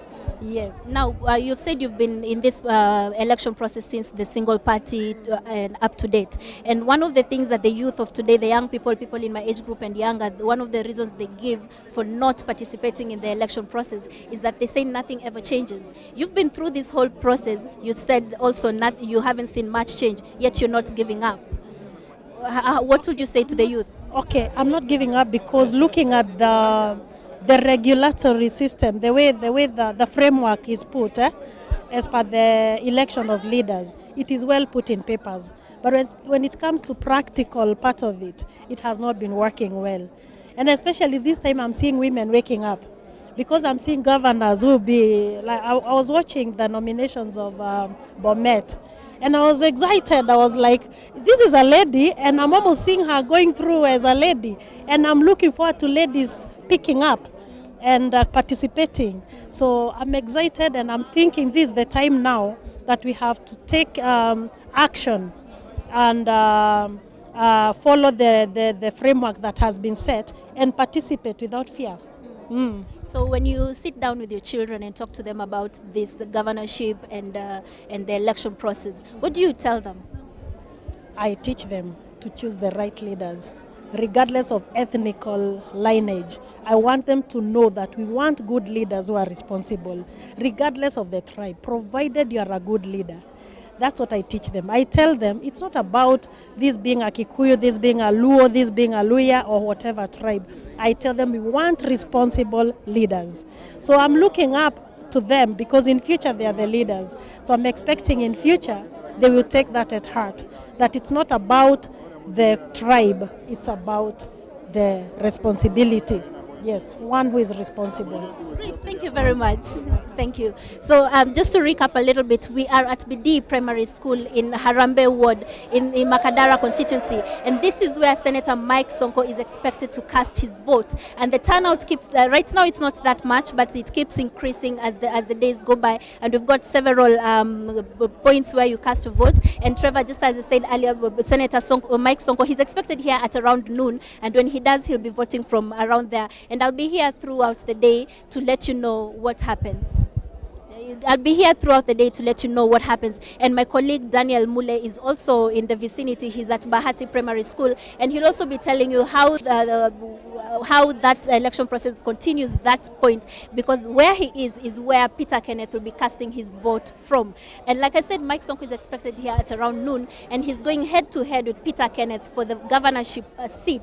And already before actually there were some whispers that maybe one of them would step down for the other, but neither of them actually accepted. And just yesterday, Mike Sonko claimed that there are plans within Jubilee to rig him out of the process in favor of Kenneth, and he even accused some Jubilee MPs, 11 of them specifically, of intentionally refusing to campaign for him and campaigning for Kenneth instead. Now the Sonko camp has himself as governor, and Johnson Sakaja as senator, and Karen Nyamu as the women representative, all under the Jubilee party ticket. And when he arrives here, he'll be voting from that door behind me here, and that will be around midday, and we'll be here to keep you updated when he arrives and how that voting process will continue. Trevor. Zainab, that's Zainab Wandati speaking to us live from Buruburu, where she's following proceedings as we wait for the incumbent Senator Mike Sonko to vote. We're taking a short break on NTV today. We are following several stories for you. Among them, Jubilee primaries kick off in Nairobi, Murang'a, Mombasa, Nyeri, and several other places. Governor Cornel Rasanga has been declared the winner, has addressed his supporters there after clinching the ODM ticket in Siaya. And also there's still confusion in Kisumu after two were declared the winners. That's Ranguma and Lanyang Nyong'o. Both of them were declared the winners. We're still following all that for you, but we're taking a short break. Our panelists are still with me. My co-host Gladys Ashanja is also here. Let's take a short break. We'll be right back.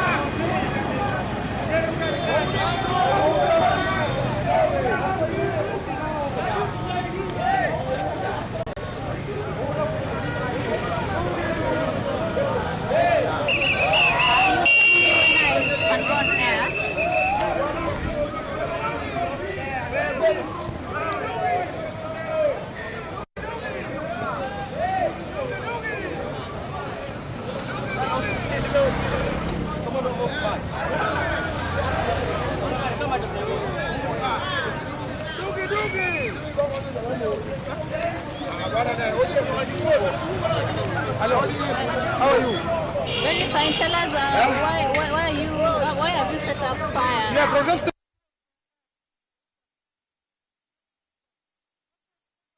At all in all the wards in Kisumu Central. I'm very better with one person. In Odinga, if you take all this money, we don't care. Return it to Kanabura. Order tosha. No order tena. Kwa nini? Kwa nini? Order tena.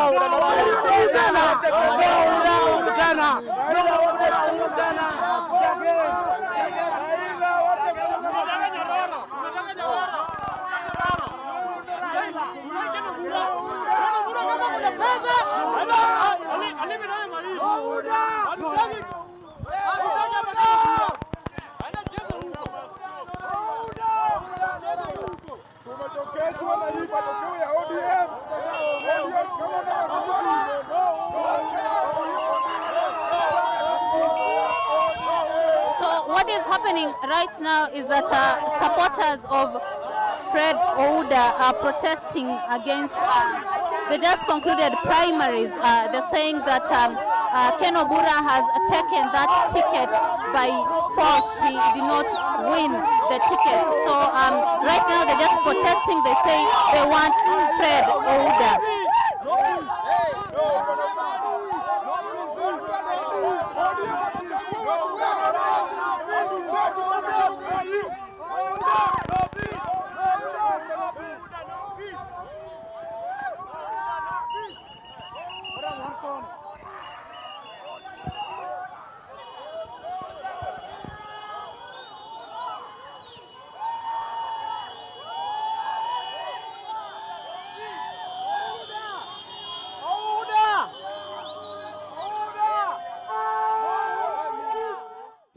Live pictures coming to us from Kisumu, where supporters of Fred Ouda are on the streets protesting the apparent win of Ken Obura for MP in Kisumu. They are saying they do not understand how that happened and they believe the candidate Fred Ouda should have taken it. They are on the streets. They have set fire on some tires. They are showing their discontent on Ken Obura's win in Kisumu as the MP there, taking the ODM ticket, and they're wondering why that happened. And we'll be getting back to Namukabu Werunga, who is following that up for us as we get more details from the same. So it's Fred Ouda supporters who are actually on the streets of Kisumu.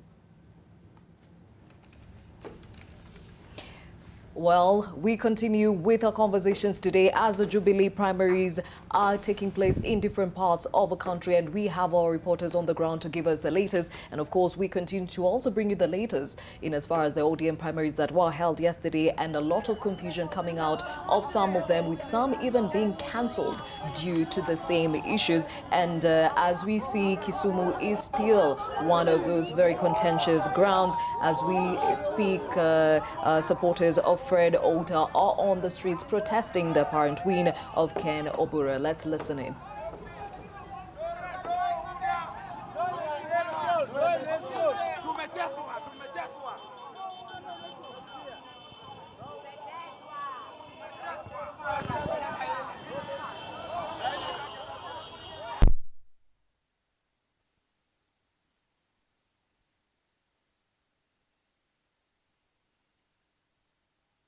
Pictures coming live to us from Kisumu, and we'll be bringing you the latest from there, even as the supporters of Fred Ouda are on the streets protesting the win of one Ken Obura as the ODM MP, or he has taken the ODM MP ticket, and we'll give you the latest as and when we get them and as the scenes there continue to unfold. But for now, we still have our panelists as we talk about the nominations that are ongoing. And before we went to break, Narema, we were on you and talking about men behaving badly or aspirants behaving badly, and what this means to the youth and what it's reflecting. You know, I'd have to go back to what Benji had said earlier about our institutions being independent, and just thinking about what young people see, because it's very hard to argue that we are a society that's integral, that has ethics, But when we look at our leaders, they are lacking just that. So we had done a study with Siasa Place at universities just to see their student body elections and who that they support. And we found out that the candidates that they support are the ones who are very involved in like voter bribery, violence, intimidation, all these characteristics that quite frankly you're not supposed to be looking up to. But those are the people that students will rally behind and support. Because our country truthfully shows us that when you do things behind closed doors, using the back door, you get rewarded more than a person who does things right in the straight and narrow path. Because we don't see morally, just people leading. We hardly see those leaders. But when it comes to corruption issues, those are the ones who seem to be prospering in politics. And not even to mention a few, we can look at Waiguru at the moment, who's now sitting in a governor's seat, with a ticket. But just a few months ago, we were talking about her being in an NYS scandal. And so it's almost as though we have this short-term memory when it comes to corruption in our country, and we support those who have done wrong, and we choose to forget that they've done any wrong, and you're rewarded. All right. And now, Cynthia, the ripple effect clearly is immense. When you look at the pictures coming to us from Kisumu, you see the youth taking to the streets. I want to go with the argument that says big money wins you elections big. And you would see that probably the leaning is towards someone who's been able to facilitate his network and maybe really oiled it, so that you find that even if the people then wanted a particular candidate, it is the person who had the big money that's really come through. I would say that in Kisumu, because I do know he was really up for a big challenge, Ken Obura. And it was like, from what I heard and from just being around the area, I knew that he was not going to make it. But this is also a surprise for me to see that he's actually won it. It's a wonder why Oyuta hasn't also set up his own polling station, tallying center, and just said and found a returning officer and declared himself the winner. But maybe the election board needs to rein in and really tell him to control his supporters, because really the cops are on the streets, as we are seeing, and they're controlling the people. From that violence escalating, where now they start vandalizing people's property. But these hotly contested elections mean that once again, law enforcement really needs to be working in tandem with political parties to make sure that they support them, especially for security reasons, where there would be the spillover effects into the streets. And so that's an area of concern that we're seeing there. Benji Ndolo, very interesting to hear one of the complainants on the street mention the party leader. Anytime you see this kind of outpouring of outrage, you know that something is off, that the electorate is... This to me actually doesn't look staged. It doesn't look like people have been paid to come out this way. What I know is, if you do your research, Ken Obura is a regular, usually at Harambe House. So he had been designated a mole a long time ago. Fred Ota, I believe, is the one who ran the last time against Miguna. And so the people are outraged that the party would, I guess, accommodate Obura in the first place and then go on to hand in the certificate. Much like they would be outraged if now the party would accept Ababu Namwamba. The problem that ODM is in is that because they own the disorganized brand, because that's, what their label has been. And at the same time, because the party leader has run on a platform of reform, they're now entering into the quagmire, the dilemma of damned if you do, damned if you don't. And they're being overly cautious so that Raila wants to stay far away from it. But then how do you stay far away from it when a few days ago the news was all about Jubilee being so disorganized? But look at how quickly ODM has overtaken that news cycle. So that the extreme caution actually becomes a disservice. And of course, if you look at the case of people like Jakoyo, even Anyang' Nyong'o, etc., you had issues in 2013, but their proximity to the former prime minister is what, again, the perception was that they were allowed to go through against the wishes of the people. That leads to voter apathy. That argument has been made many times. Voter apathy leads to, not a commanding lead, which then rigging against you is a possibility. So that's why you've got to get the nominations right. And as much as ODM is being cautious and trying, this is not getting it right. And you can see, if you compare these pictures from Kisumu, because a lot of their bloggers also, Gladys, are very angry at those of us who point out the facts. If you compare these pictures from Kisumu and what Moses Kuria did yesterday, you can see what I'm saying. Again, they're taking the trophy hands down. It must be said. Now, Narima, we were talking about, dirty laundry out to dry. Clearly, gloves are off. And it doesn't matter whether you are part of my party, I'm going to battle it out. But going forward, looking at this sense, what should we expect? We have a vigilant citizenry. When I see these images, people are watching and observing. Even when we talk about being able to, there was someone who was found with ballot papers within a car, and some of them were not being followed by security officers. So Kenyan people are watching. And they are watching to see whether their favored candidate is winning. And they are vocal about that support. So to me, I'm seeing an active citizenry, and they're very involved in their party primaries because they realize that the individual that they do select to nominate will represent them in parliament. So I believe it's a good thing in the sense that we don't have that apathy where people are nonchalant and not caring about it, because it could have turned out differently, where that announcement is made and everything is just silence in the confusion. But here we have people voicing out that they are not happy with the results. Quite frankly, they don't believe in the results, and they're asking maybe perhaps if there can be a rerun of the election. And I think that's new for us when it comes to nominations this year. All right. Cynthia, does this mean that the parties need to get their house in order, so to speak, because the electorate is saying something to them? Absolutely, absolutely. Because then that's the voice of the people, and you need to listen to the people, or you're going to just lose out. You're going to lose out, the party will have diminishing returns and just go to political oblivion. So if you do want to remain relevant and post as many seats as possible in the next National Assembly and county assemblies, then you want to do it right, and you want to go by what the people are saying.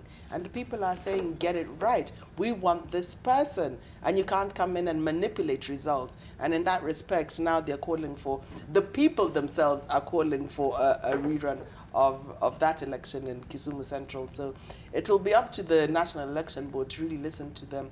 But in respect to discipline in the parties, I think the disciplinary committees need to be strengthened, because I know we had heard that the men in black in ODM had actually gone through training sessions, and that there was going to be a more positive engagement with the men in black, and they were going to be now the security of the party, and in these polling centers and around their nominations, that they were going to hold the supporters together, that there won't be any spillover effects into the streets, destroying people's property. But again, once again, we're not seeing that. And so some of these institutions within the political parties need to also be strengthened. Okay, now I'm looking at a tweet here from actually Boni Halwale, and he says political parties are really bungling nominations. I've seen it. Next parliament will have a very high number of independent candidates. Now, this is a conversation we touched on yesterday, but this is increasingly starting to look like the reality going into the next August general election. Benji, your thoughts? I think that my friend Senator Halwale, a committed Democrat reformist, has a point. We are suffering this mismanagement of elections and then spill over into independence because in this country we are yet to run ideological politics. So what we have is we have ethnic formations that were different formations in 2013 and different formations in 2007, and that are mathematical calculuses to gain power. That is the overarching principle and the driving force. That if I can keep Kalonzo and this in the basket and add Mudavadi, or if Mudavadi goes, replace him with a Tangula, etc., we can get this thing. But get this thing for what? Get this thing why? And so with that lacking as a foundation, then you have pursuit of power for power's sake, Gladys, or pursuit of power as a business, as a way of earning money, as a way of, flexing muscle for egotistical reasons. And so in that kind of arrangement, Gladys, you'll have people that come to the party believing in nothing but saying, look, I'm a Luo, so this is where I belong. Never mind that he doesn't do anything to advance whatever the party believes in. You know, he could have just actually even been a mole, but he says, look, I'm from Western, tuko kwa chama. So it's, the point I'm making is that it's meaningless, and in that confusion, you have, it also allows now for this, confusion begets confusion. So that now in that, you know, loosely set up, confused environment, you have people just coming in from anywhere, and then there's the rigging, and in that you actually can lose a lot of the stronger pillars who believe in something, who then go and run as independents, knowing that they have worked on the ground and that they believe in something, they offer hope, and actually they stand a chance to win. So once again, this is a product of our non-participation or non-practice of ideological politics. But then again, is it always about service delivery, or is it selfish interest? Because I remember Cynthia mentioned something about the more money you have, the more likely you are to be elected. Service delivery, let me bring in something maybe a little bit outside. Our national values and principles. One of the guiding documents for that is our Vision 2030, if anyone believes in it or not.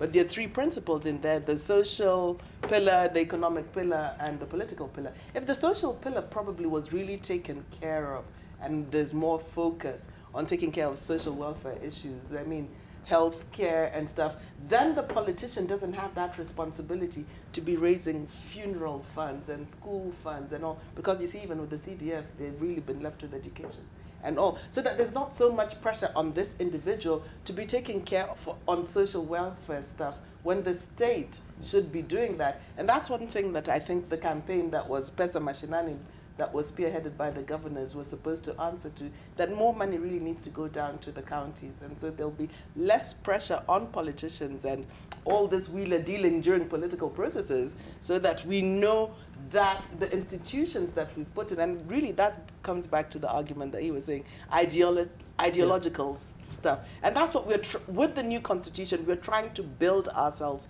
to that level, even as we progress through this election and through the next election, that we continue to increase that, knowing that we can at least abide by the constitution. We can build Kenya and then destroy it in a minute. You know, there are kiosks coming down, there are people's shops coming down over a primary. That's not fair. Yeah, Nerima, the issue of ideological politics versus selfish interests, how does it play out on the ground? Because I know the youth they are the ones who've actually been accused of mostly asking for money. Anytime you show up, to a macho or something like that. Yes, the youth have been accused, but it's because of poverty.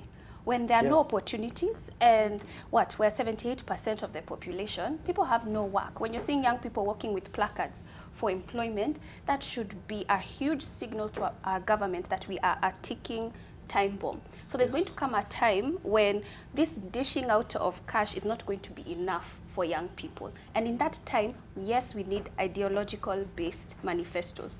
And we need to differentiate independent candidates, because you have those who have entered politics as independents because they are young, and it's very difficult to enter through political parties. You're almost choked. First of all, you can't even afford the nomination, and then to campaign, and then nomination. There's a lot that happens. You barely have the funding. But then we have those who are now entering because they've lost their seats. So they're 2 completely different. They are not the same type of independent candidate. But I believe that Kenya is at a time where politically we are at a shift. Perhaps it's a good thing, because when we look at our political parties, they all, in one way or form, are linked to KANU. Or they had people who were part of KANU as party leaders. What makes them so different? We can't even tell. I'm not even quite sure what the manifesto for NASA is, and if it's even different from 2030 Vision or Jubilee's manifesto. So we need... It's guided by 7 pillars that will be revealed tomorrow. So I invite you to Oropak. You know, Trevor, it's very important to mention that Trevor, the Kenya Women League for Ford. As an incubator, let her give that disclaimer. You know, Trevor, it is really so encouraging to see such a young lady that has got the issue right on the money. I mean, if you look at Nerima, with all due respect, if she wore a school uniform today, she could be in Form 4 somewhere. And just for her to understand these fundamental things in such a deep way that you hardly ever hear senators, governors, even presidential candidates internalize the issue of poverty and joblessness in this country. Kenyans are underemployed, unemployed, and like she said, 75% are under 35 years old. And you have no approach to politics to resolve these issues outside of mobilizing youth to fight, mobilizing youth to demonstrate, mobilizing youth to go and chant. You know, it's a concern. And that's why I'm saying it's not all doom and gloom. The fact that there is even one or two young people that understand these issues for what they are tells us that we are not yet practicing the politics we need to, but that once we infect more of us with understanding what the problem is, then we can move towards a kind of politics that needs to address this. And by the way, this Benji, I need to cut you off. even with the big budgets that we are seeing past every We year. need to cut you off at this point. I'm Sorry. being told we need to cross over to Murang'a County, where the Governor Mwangi wa Iria is speaking to the press. Let's listen in.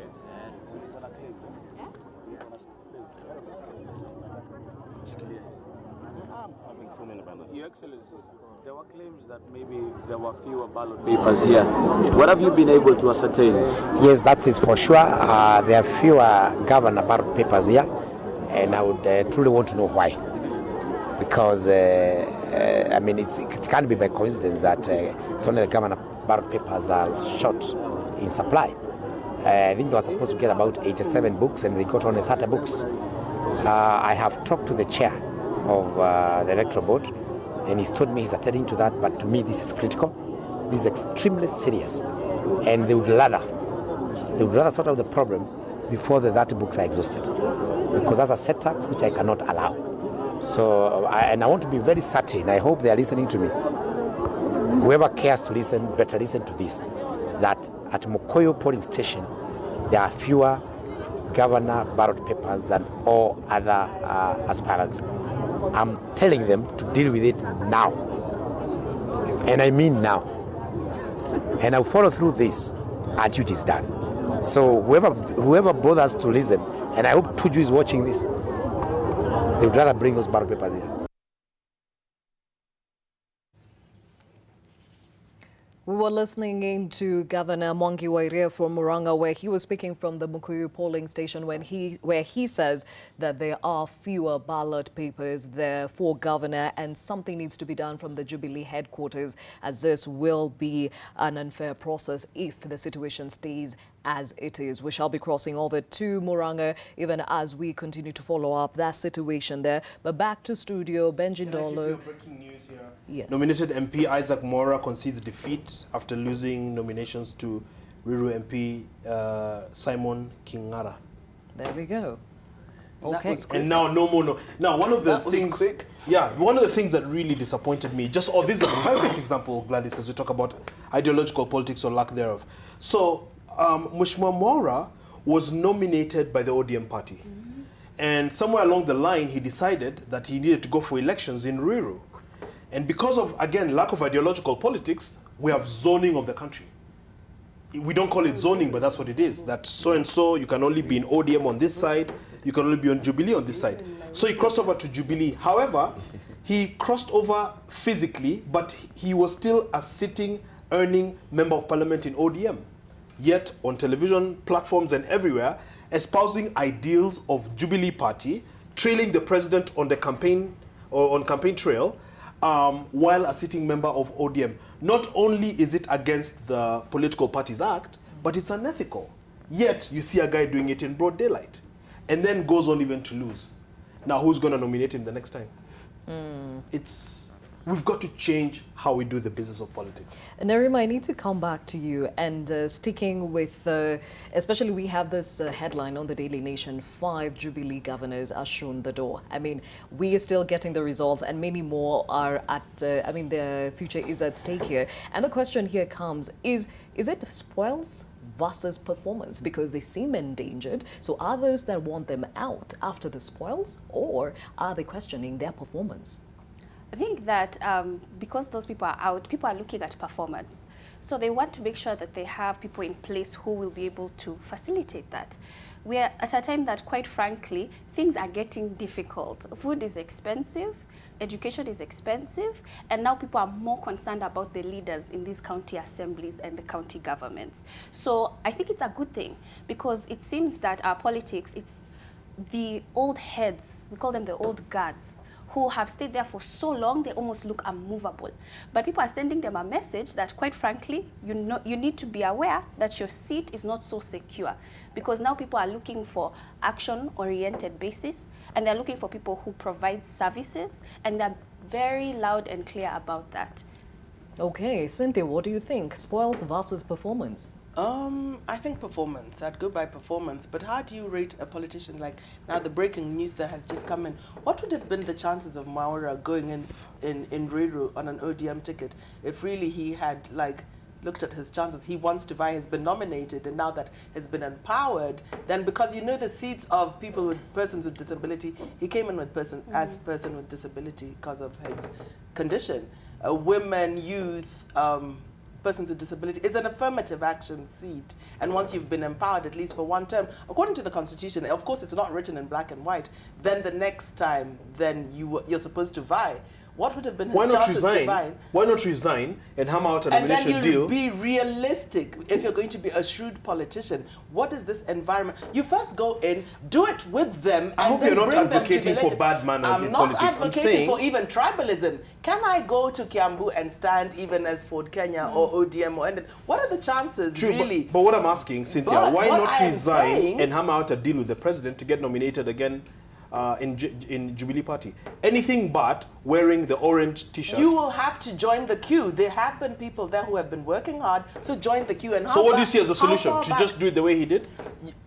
In politics, you really have to now play it the way it is. You go in, and that's the thing about ideology. You want to bring in Western ideology. Pick up a people who are at this level. Isn't democracy Western ideology? You go in, do it with them, and bring them to a level where now we can do it together, and that is leadership. You're leading the people. You are seeing where you want to take them. You bring them from this level and start walking with them to the place where you want them to go.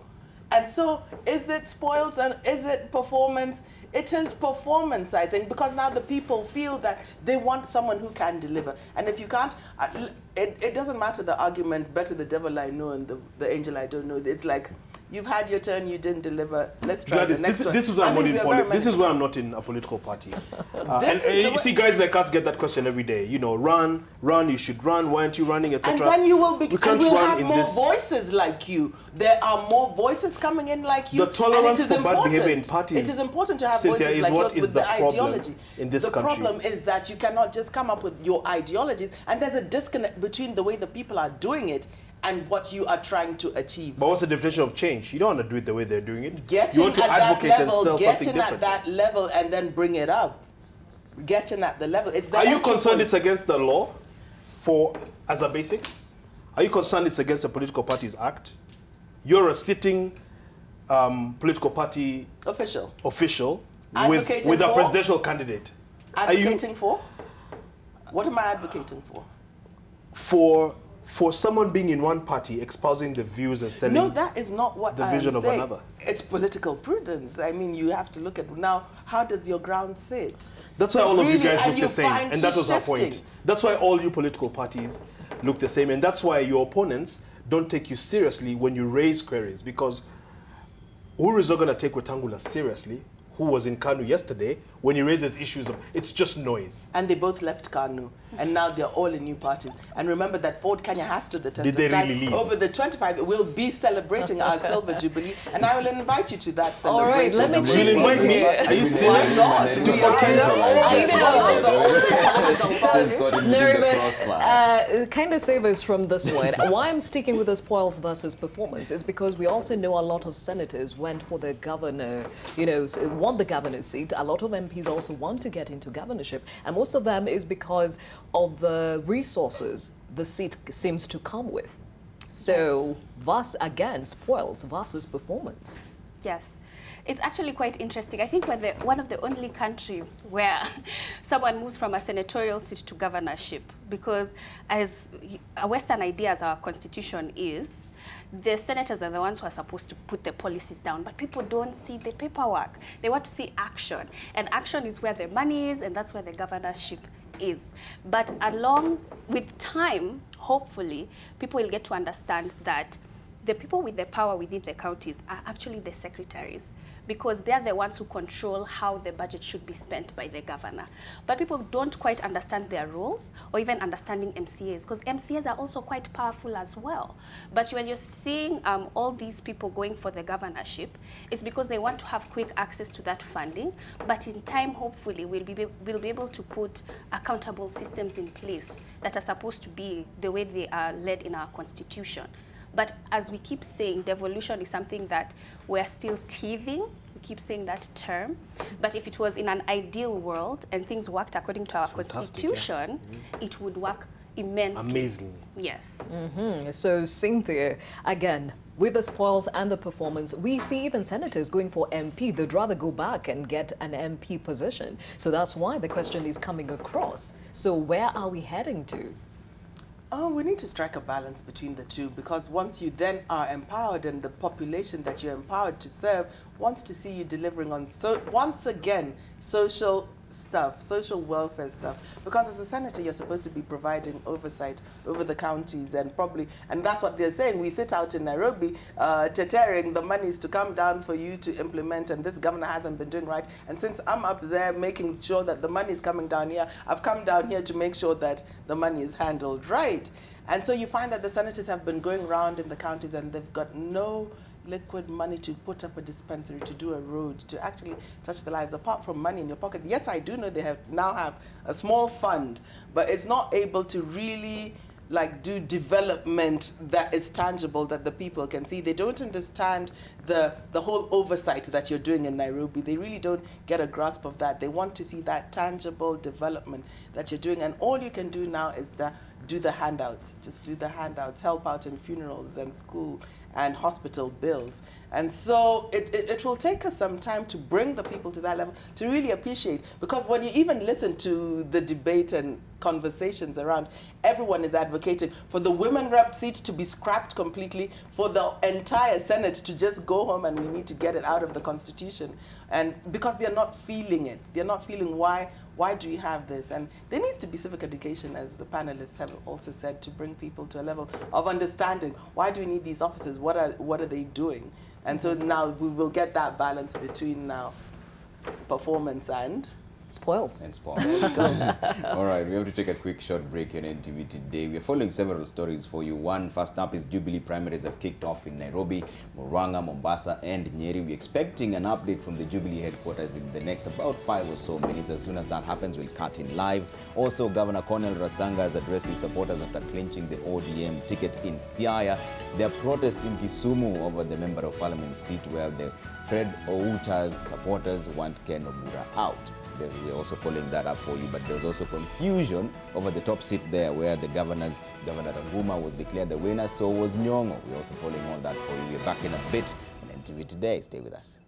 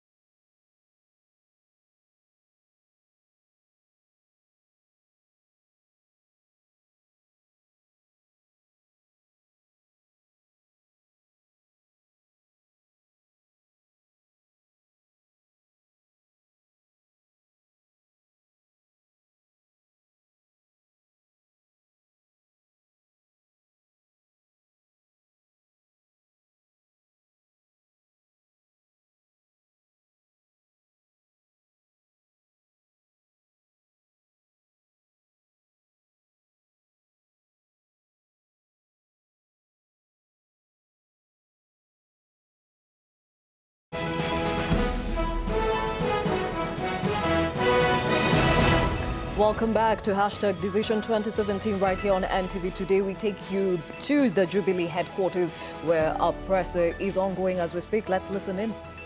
Parliament for Matayos constituency. That being the case, we wish to inform candidates also that we are continuing to receive a lot of results. As you can imagine as members of the press, when results come in, and I've already watched 1 or 2 press conferences, there are a few instances where various parties may not be satisfied with the outcome. First of all, I wish to thank our candidates for expressing such dissatisfaction through our constitutional channels. And I further wish to clarify, just for the avoidance of doubt, that we've now uploaded the appeal form so that candidates who may have legal challenges to the processes that have already taken place where they are dissatisfied with the outcome can access those forms, fill them in, and register their disputes with the Jubilee Party Appeals Tribunal, which tribunal is ready to start sitting, ready to start hearing these disputes and determining them on merit. Let me emphasize that constitutionally within the party, that tribunal is independent of the National Elections Board. We have conducted the nominations exercise, and the Appeals Tribunal may very well reach some conclusions that may differ with the Elections Board. But that is an opportunity for candidates to also get a free and fair hearing, and it's well within the party structures. So I urge any candidates that may have any dissatisfaction to avail themselves of the party structures and use the appeals channels. Now, on the other situation that we continue to monitor across the country, we continue to see various reports querying the issue of the party register. And as I said yesterday, we continue to monitor this on an ongoing basis. It's something we take very seriously. Candidates have generally, or voters have generally been allowed to access the voting stations, ultimately, firstly, with the check of their membership on the party register. And as I said, there are other mechanisms to verify your membership of the Jubilee Party. But ultimately, our aim was not to deny any voter the chance to vote. And we even resorted to ultimately checking the identification of the voter with a view to see exactly what location they come from, and thereafter allow them to vote. Having said that, credible intelligence has emerged, and we were constantly monitoring this even yesterday, that there are particularly concerted efforts to infiltrate the Jubilee Party voting in Nairobi. This is a very cosmopolitan county. Obviously, it hosts the capital. It hosts Kenyans from every corner of our republic. It hosts Kenyans with diverse political affiliations. And in the circumstances, we have currently instructed our presiding officers in Nairobi, given the real and present danger of such infiltration to subvert the will of Nairobi voters, to use our party register until and unless any other advice comes from Jubilee headquarters. There's been very high-level consultation on this, and we feel that it is important to protect the party from any infiltration. We will continue to closely monitor the upcoming intelligence on this issue and continue to update the public through these media briefings. I'll be reverting to you later with any updates on our voting results. Thank you.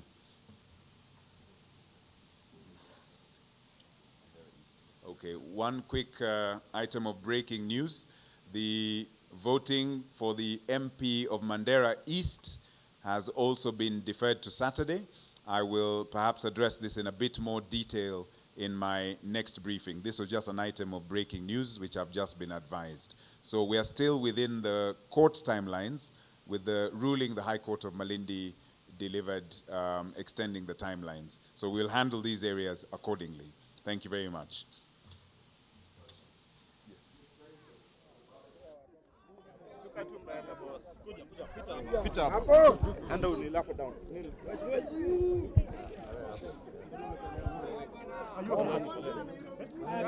All right.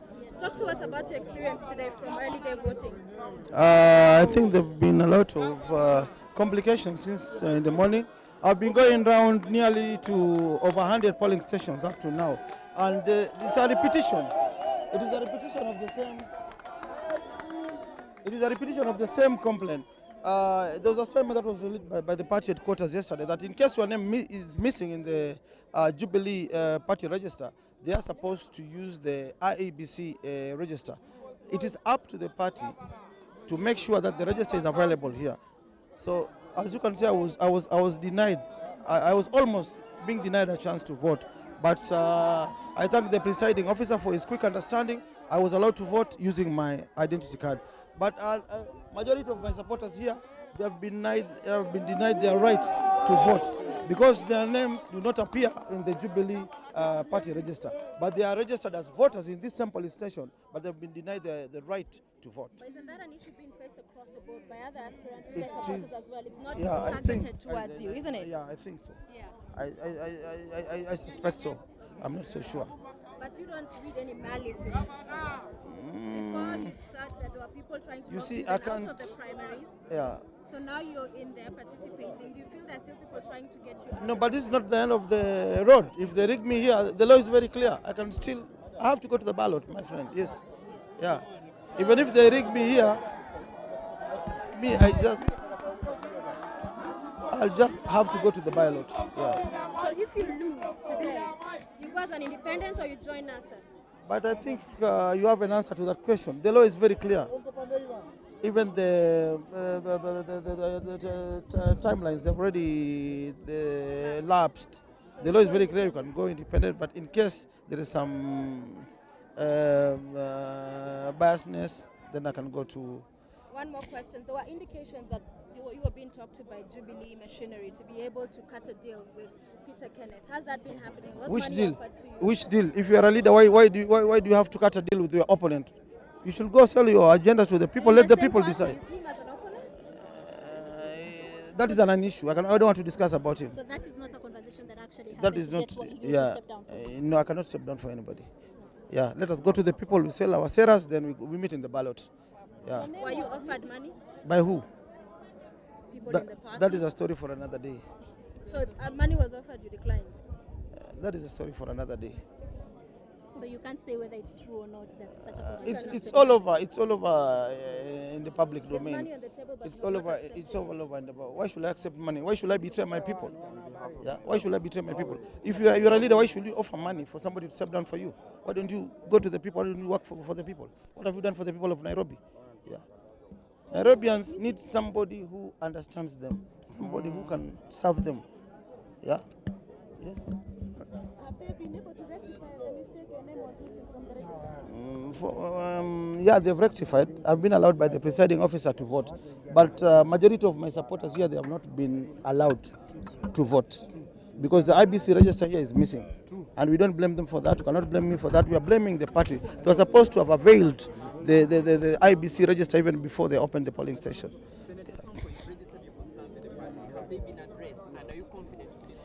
I'm just a party member. I'm not a party leader. I'm not an official of the party. But there was a statement that was released yesterday by, I think, the election board director, that in case your name misses in the party register, you'll be allowed to vote using the IBC register. But both the IBC register for 2013 is missing. The updated one for 2017 is missing. So you cannot blame the voters for that mistake. They have registered as voters for 2017 in this polling station. So the clerks here have no right to deny these supporters of mine their right to vote. So what register exactly is being used here? Not very confident. But you see, again, you cannot criticize the same party which you serve.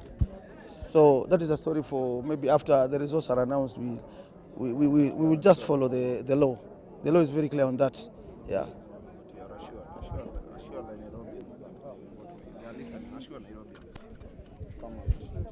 Any other question? All the best. Asante.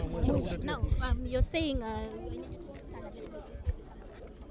Just one second. One second. So you're you're saying your name was missing from the register. Yeah. Which register are they using here? Here they're just using the Jubilee party register. Even some names have been omitted from the registers. We have got Luo supporters here, supporters from other communities. You know, I'm a Kenyan, I cannot base my comments on tribal angles or affiliations. So my name was missing. My supporters' names also were missing, but I've been allowed to vote. Eventually, the presiding officer has allowed me to vote. Yeah. So you've been allowed to vote, but the other. I've not been allowed to vote. So for them, it's game over. I think it's game over. I don't know why they're applying law selectively here. Yeah. The same way I've been allowed to vote, I expect them to allow my supporters to vote. So is this something that you'll be picking up with the party later, or are you just going to let it go? I think there's a lot of confusion. It is the same problem which has been repeated in other areas, my strongholds. It is happening in my strongholds only. The other areas, people are voting even thrice. True. So you're not reading any malice in it? There is some malice, but let us get our investigations, and from there we can raise a complaint. Yeah. For now, everything we are raising here is just hearsay. So we need to have, but here we have got some video clips. I'll get the video clips that have been allowed to vote. My supporters have been denied. Nani hapa amekatazwa kupiga kura? Nyote nyinyi. Yule anasema yule amekatazwa. Jina hazipatikani. Sawa. Tunaifuatilia polepole, msikuwa na wasiwasi. Tufuate tu sheria, tuache mambo ya fujo. So now you're saying you're collecting your evidence to be able to know what steps to take after. So what happens? But already we have evidence here. You guys, I think you are live here. Yeah. So I presented my ID to the clerk. He refused me. He denied me the chance to vote. Then the presiding officer intervened. Then I was allowed to vote. So the same process should apply to those who have been denied a chance to vote here. Yeah. Why are you doing this in my stronghold? Mheshimiwa just said you had been to 100 stations. Over 100, and that's polling stations. Okay, in my strongholds, I've been to my strongholds. Now I'm going to the other, my opponents' strongholds. And then if you check very clearly, it's flawed. Will you accept the result? It depends. If it's free and fair, I'll concede. If not true and fair, that's not the end of the road. I'll go to the ballot. The people have to decide. Yes. All right, thank you very much. That was just Senator Mike Sonko, who has just cast his vote here at BD Primary School, which is in Makadara constituency. Oh wow, there's a lot of commotion happening where he is. A lot of commotion is happening where he is, and the crowd is actually pushing me and also pushing the cameraman. But Mike Sonko has just cast his vote in the room behind me there, and this is BD Primary School in Harambee Ward in Makadara constituency, where Mike Sonko is registered to vote. And just to recap a little bit about what he said is that he has been to more than 100 constituencies in Nairobi County, which he considers as his strongholds. And the one thing that he has seen is that in each of these constituencies there are a lot of names that are missing in the register, and that is because the registers that are being used here are not IEBC registers, they are Jubilee registers. And he seems to think that that is being done on purpose, perhaps to deny him some votes. But those constituencies he's been to are his strongholds, but now he's going to go to the constituencies that are in Peter Kenneth's strongholds and see if the same thing is happening. Now for him, they eventually allowed him to vote even though his name was missing from the register, and that is because the presiding officer intervened and allowed him to just present his ID and then vote. But for many other people, since their names were not in the register, that was it for them. But then Mike Sonko says that he is not going to let this go until he gets to find out exactly what is happening. Now the crowd is still a little bit charged, so maybe you might see some shots are a little bit shaky, and that's because the crowd is pushing into where we are. And Mike Sonko himself is still here, although he says he's got a bit of a sore throat, so his voice is not exactly as audible as it is. And he is running for the governor seat for Nairobi County, and he is running against Peter Kenneth. Now Sonko is registered to vote here at BD Primary School in Makadara constituency, while Peter Kenneth is registered to vote at Bahati Primary School, still in Makadara constituency, which is not very very far from here. But like I said before, we are going to be here all day today to keep updating you on what is happening today, and also to keep you updated on also what Mike Sonko intends to do about the missing names on the register today, Trevor.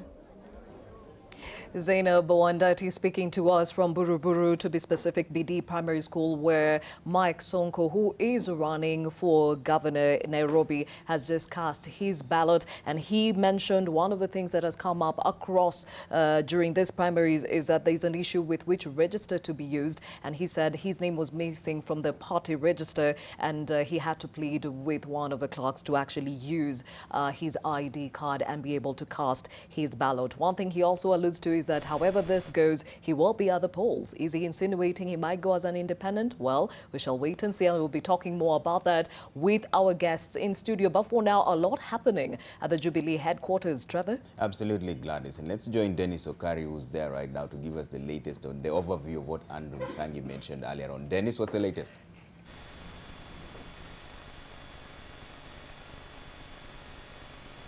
Well, thank you very much, Trevor. It's the third day of the nomination voting exercise, and here at the Jubilee Party headquarters, it's quite busy.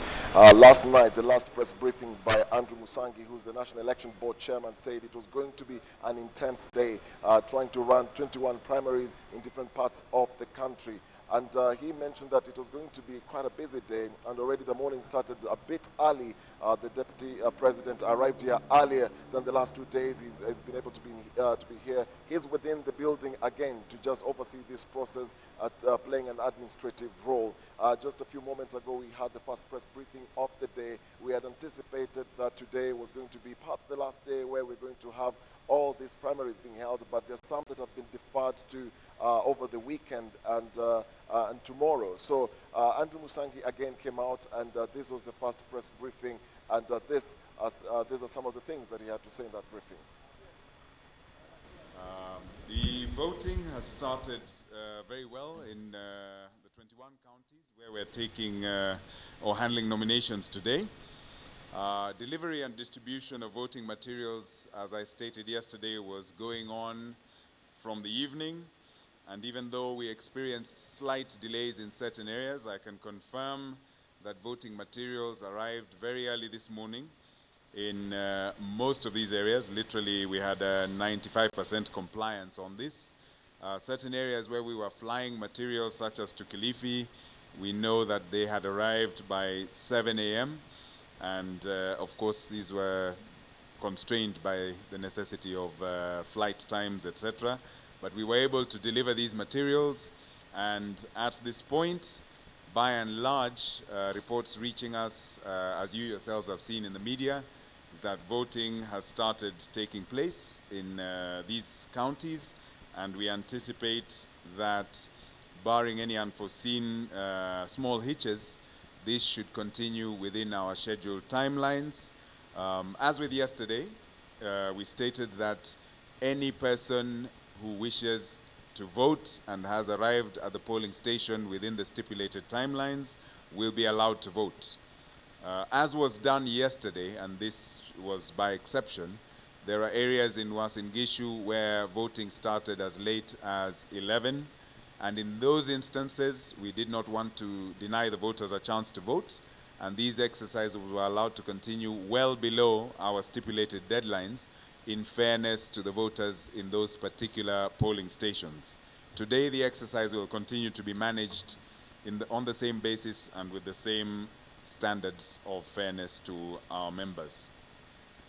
Now, in Nairobi particularly, voters and members of the public will have observed that we're using ballot papers with enhanced security features. You'll recall, obviously, last week, this exercise had not taken off in Nairobi. We took steps to enhance the security of the ballots in Nairobi, and these have been provided in sufficient quantities to meet the needs of our members. Now, across the country, we continue to monitor the situation today, and in as far as our SITREP goes, I wish to report that we have deferred one nomination in Matayos constituency, specifically for the reason that we had 4 candidates competing in this constituency, and unfortunately, through an error, there was misinformation to the voters and some of the candidates in this constituency that there would be no nomination. Now, we've taken immediate steps to remedy this by printing the ballot papers. These are about to be put on a flight to the relevant area. They will be at the constituency by today, but given the fact that distribution will take a while, we took the decision to defer Matayos constituency voting for the MP only to tomorrow. So this will be conducted on the 27th of April, 2017. We apologize for the voters in Matayos because they are currently voting for the MCA position, and we'll have a second vote tomorrow for the position of Member of Parliament for Matayos constituency. That being the case, we wish to inform candidates also that we are continuing to receive a lot of results. As you can imagine as members of the press, when results come in, and I've already watched 1 or 2 press conferences, there are a few instances where various parties may not be satisfied with the outcome. First of all, I wish to thank our candidates for expressing such dissatisfaction through our constitutional channels, and I further wish to clarify, just for the avoidance of doubt, that we've now uploaded the appeal form so that candidates who may have legal challenges to the processes that have already taken place where they are dissatisfied with the outcome can access those forms, fill them in, and register their disputes with the Jubilee Party Appeals Tribunal. That's the first press briefing of the day from the chairman of the National Election Board, Jubilee, here at the party headquarters. A couple of striking things is mentioned in that statement, one of them being the fact that the Nairobi ballot papers have enhanced security features. I did pose a question to him and ask him why the papers were unique compared to the other counties, and he did mention that the reason why they had to defer the election of Nairobi from Monday to Wednesday was that they had intelligence, they had incredible intelligence reports that there were concerted efforts to infiltrate the entire exercise and perhaps to try and scuttle this entire process, and so they had to take security measures to make sure that they print ballot papers that have enhanced security. He didn't go into details of what those features are, but he did say that they had to do that for the last few days, and that's the reason why the Nairobi voting exercise had to be postponed to today. And though he expressed his confidence that the process will go on smoothly, however, this is a very startling admission, bearing in mind that on Friday,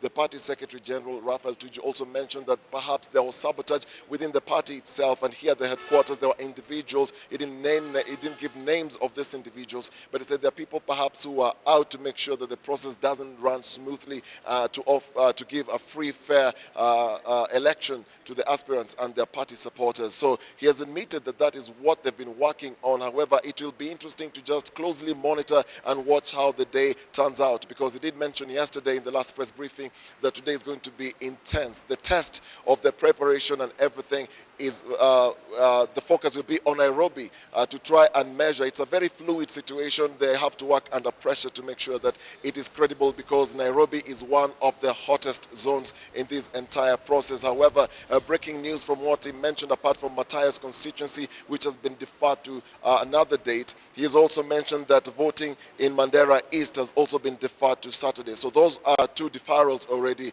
and we're yet to see how many more are going to be deferred to tomorrow or even Saturday, just to beat the IEBC deadline. So they're working, he said that they are working to make sure that nobody forestalls this entire process. So it will just be interesting to monitor the activities here. Obviously, he's mentioned that there are too many results that are trickling into the party headquarters, and they say that this is the only place where they'll be giving out the official results. So they're trying to play catch-up, because at the constituency level and at the county tallying level, results are already coming out. So they may not be able to keep up with the pace of there is many results that are coming in, but they'll be able to monitor key areas, and they will be giving those results, and we'll be here to give you that full coverage. Back to you, Trevor.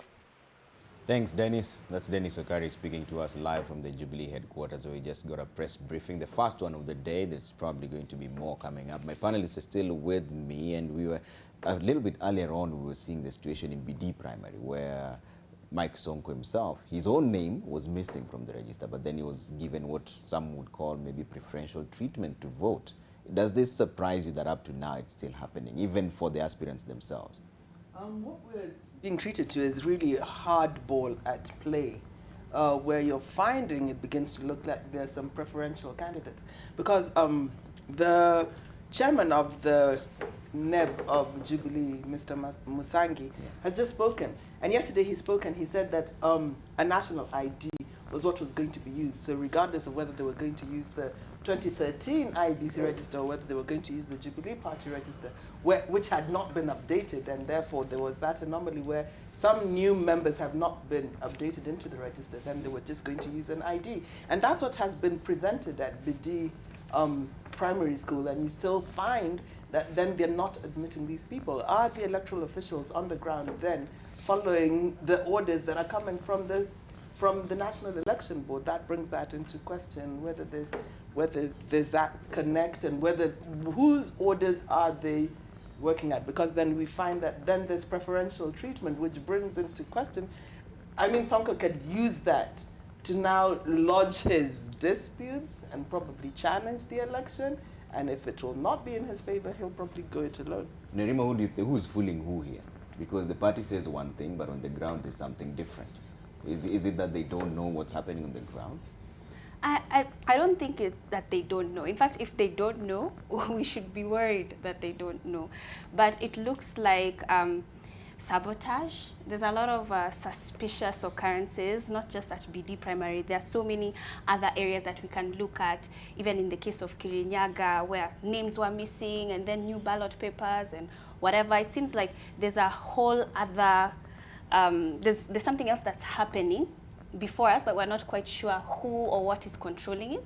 And that's why some aspirants believe that there's favoritism, or even when Gabogo was speaking and he was talking about how, well, they don't want me to be part of this. So there seems there's an element of a day mafia up here who's controlling something that's happening on the ground. So they do know.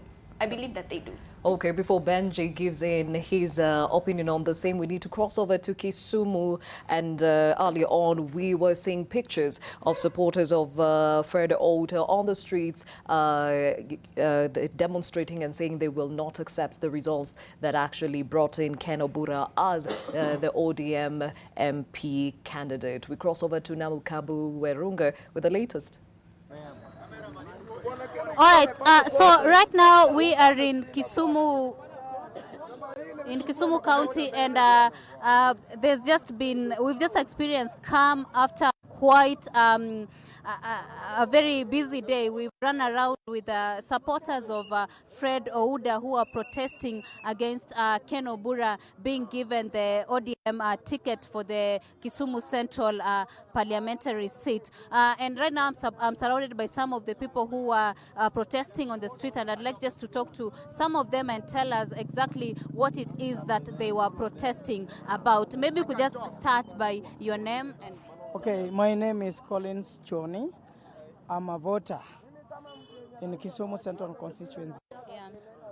And, we woke up very early in the morning the day of yesterday, and the type of nomination that took place here in Kisumu Central yesterday was the peaceful one.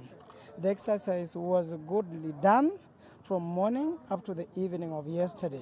But the outcome is not the one that we were expecting, we as the electors of Kisumu Central. For example, in one of the polling stations in Market Milimani ward found in Kisumu Central constituency, this is an example whereby Honorable Ken Obura, who has already been announced the winner, got 83 votes, and Alfredo Outta got 1,064. And the investigation that is done and the report that is given by all the agents who are deployed to each and every polling station, there is no any single polling station whereby Ken Obura, who has already been announced the winner, won in any single polling station. So what we are saying as the electors of the Kisumu Central constituency, that we are no longer going to be considered fools before Right Honorable Ken Obura to an extent in that we can keep on doing the same mistake. of re-electing the same Obura and expect a different answer from the same Obura who was given a chance to serve the electors of the Kisumu Central constituency and has already given us a disastrous performance. All right. So that is just one of the people who have been protesting here against Ken Obura being announced as the winner of the ODM primaries for Kisumu Central parliamentary seat. Remember, just as you said that during counting at the polling station, Fred Ouda was leading in all polling station, but in an interesting turn of events, Ken Obura was announced the winner, surrounded by very tight security, and that has been the bone of contention here, with people going to the street and protesting that announcement. I'll just speak to one more person to tell us exactly what their grievances are. Yes. My name is Dixon Odhiamboswe. Keep quiet. Dixon Odhiamboswe. These primaries are not activated clearly. I voted and the polling station came very late. So what I'm saying, the primaries elections are not clear. Thank you very much. All right, thank you. So that is the situation right now. We've experienced a lot of protests. They've gone out on the street carrying branches, blocking roads with stone, and even lighting tires in the middle of the road. So that is the now as it is here in Kisumu County. Back to you, Gladys and Trevor. Verunga speaking to us from Kisumu, where there has been, the calm has been restored. Earlier on, we were seeing pictures of supporters of one Fred Ouda on the streets protesting the win of Ken Obura as a Kisumu Central MP, or rather he got the ODM ticket, and they were protesting against the same, and they are still questioning this, though calm has been restored in Kisumu, and we'll be bringing you more from there as and when we receive it. But back to our panelists in studio, and Benji, you're about to comment on what's going on in as far as Sonko is concerned. Is he being frustrated? Is Jubilee just disorganized? What's going on? Certainly, I concur with the rest of my panel that there is a parallel, thing going on, and that parallel thing is called the establishment, the owners of capital. Certainly in Nairobi, you'd expect that you want Nairobi run a certain way, that the guys who own most of these buildings and the infrastructure and have invested heavily, most of whom, by the way, happen to be from Murang'a, would be comfortable with Peter Kenneth and would want things run a certain way. They have really, really, really been uncomfortable with Kidero. Kidero has not done himself any favors because he's achieved nothing. And so even though Sonko has the support, they are not, comfortable with Sonko going to the helm. You've heard him say before that he can make Uhuru Park a terminus, a bus terminus, etc. So that's why you're seeing him having all these kinds of frustrations. Now, I must say, in the interest of full disclosure, that I've been talking to some of these people, and what some of us as strategists had suggested some months ago, Nancy, is that His Excellency the President must lead from the front. Uhuru is firm, but he has this thing of being or wanting to be Mr. Nice Guy and to please everybody. So what he must have done, because democracy sometimes is not just democracy for its own sake, is to take the house and say that our house, this is how we want to move. Why? You don't want to annoy the supporters of Sonko. And Sonko has some issues. I mean, you saw issues with his certificate of good conduct, delays, issues around his school certificates, how he got into university, etc. So what I would have done if I was the president is either have Sonko hold his position in the Senate or come on as a running mate and then give him those few years to clean up his image and his paperwork, and then he can succeed Kenneth, which also gives them a long-term succession plan for the presidency. However, this didn't happen. So what has happened is discussions happen, offers are made, etc. You saw Sonko's body language there when he was asked about any offers made, but then there's no follow-through. There's no follow-through. And so you end up in a situation now where you've got infighting, you've got suspicion, you've got bad blood, and a possible fallout, Gladys. Because now if Sonko didn't find his own name in the register. So what does that tell you? So when he gets totally pissed off, then he'll move with his people as an independent, but then that's not even guaranteed. So the blame again goes to the party hierarchy. They should have had a stronger and better way to manage this if offers are going to be made, etc. In fact, so that Sonko can emerge as the biggest campaigner, and he can also understudy, for example, a Kenneth governorship, so that he can, he needs to balance between, the populist politics, which I can totally agree why he does his politics that way, but also the finesse that is required to run the county that has over half of the GDP, that is going to be the epicenter of trade in the region as well, not just for that county to be seen to be run by a ruffian. So that's, again, honestly, in my opinion, the blame goes to none other than His Excellency the President. I know they'll argue that, well, what if he tells them and they refuse? But no, Sonko has said time and time again that he respects only the President and God. He said that time and time again. So exploit that to line up this thing the way you want, so that also at the end of the day, not only do you annoy Sonko, but you also don't lose an asset like Peter Kenneth if he goes and loses. You see what I'm saying? Cynthia, before we cross over to Moi Avenue, I've got to ask, do you think his allegiance to the party leader might just be his downfall? To a certain extent, because he feels the entitlement that really, as you've heard the conversation before, is like, I was right there when you were being victimized to go to ICC. He took the whole roadshow to ICC and back, and we wept together, we laughed together, we walked this walk together.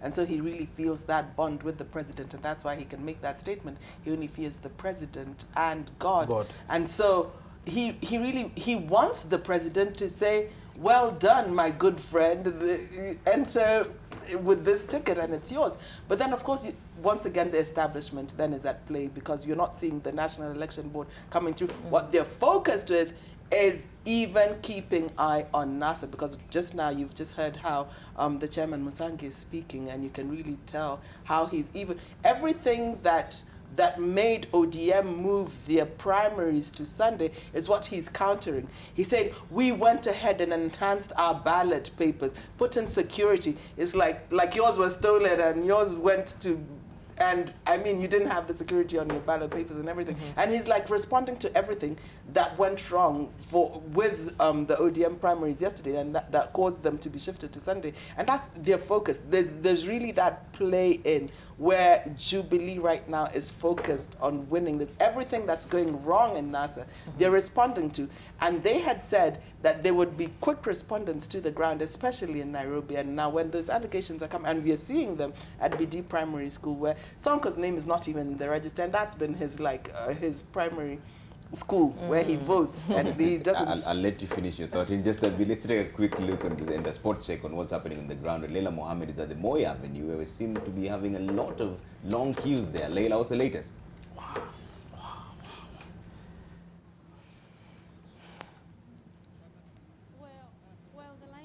Have grown longer and longer by the minute as the three polling stations get busy by the hour. Here at the Moi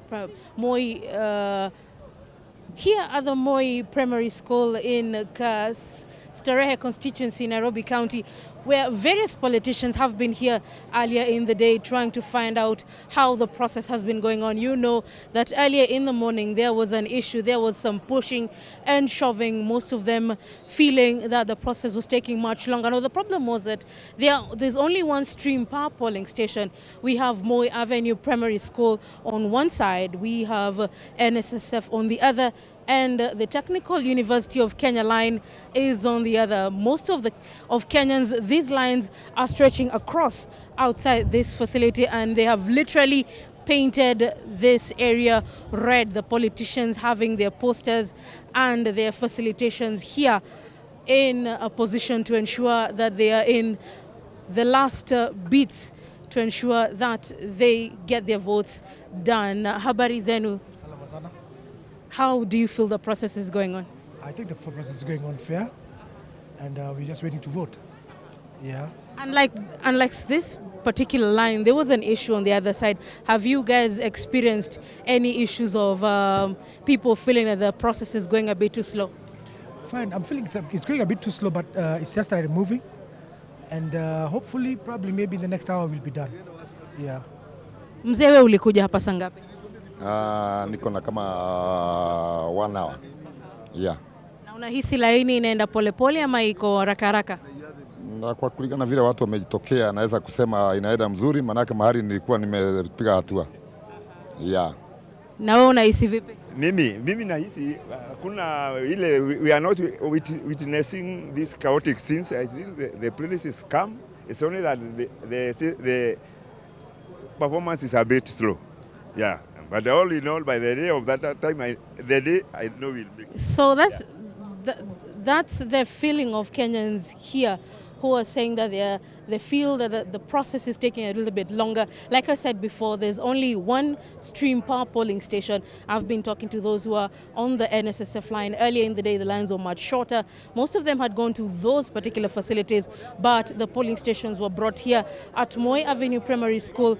However, there was some trouble on the other side of the Moi Avenue Primary School where for a moment there was some feeling of dissatisfaction where guys were feeling that the process was taking a little bit longer. The police were put here in the morning to ensure that there was calm and there was a little bit push and shoving in the area. But as we see, there's a lot of calm and severity here where voting is going on. Minor Commander, as I said earlier, was here to just check and ensure that everything is going on. Remember, Starehe constituency has 6 contenders.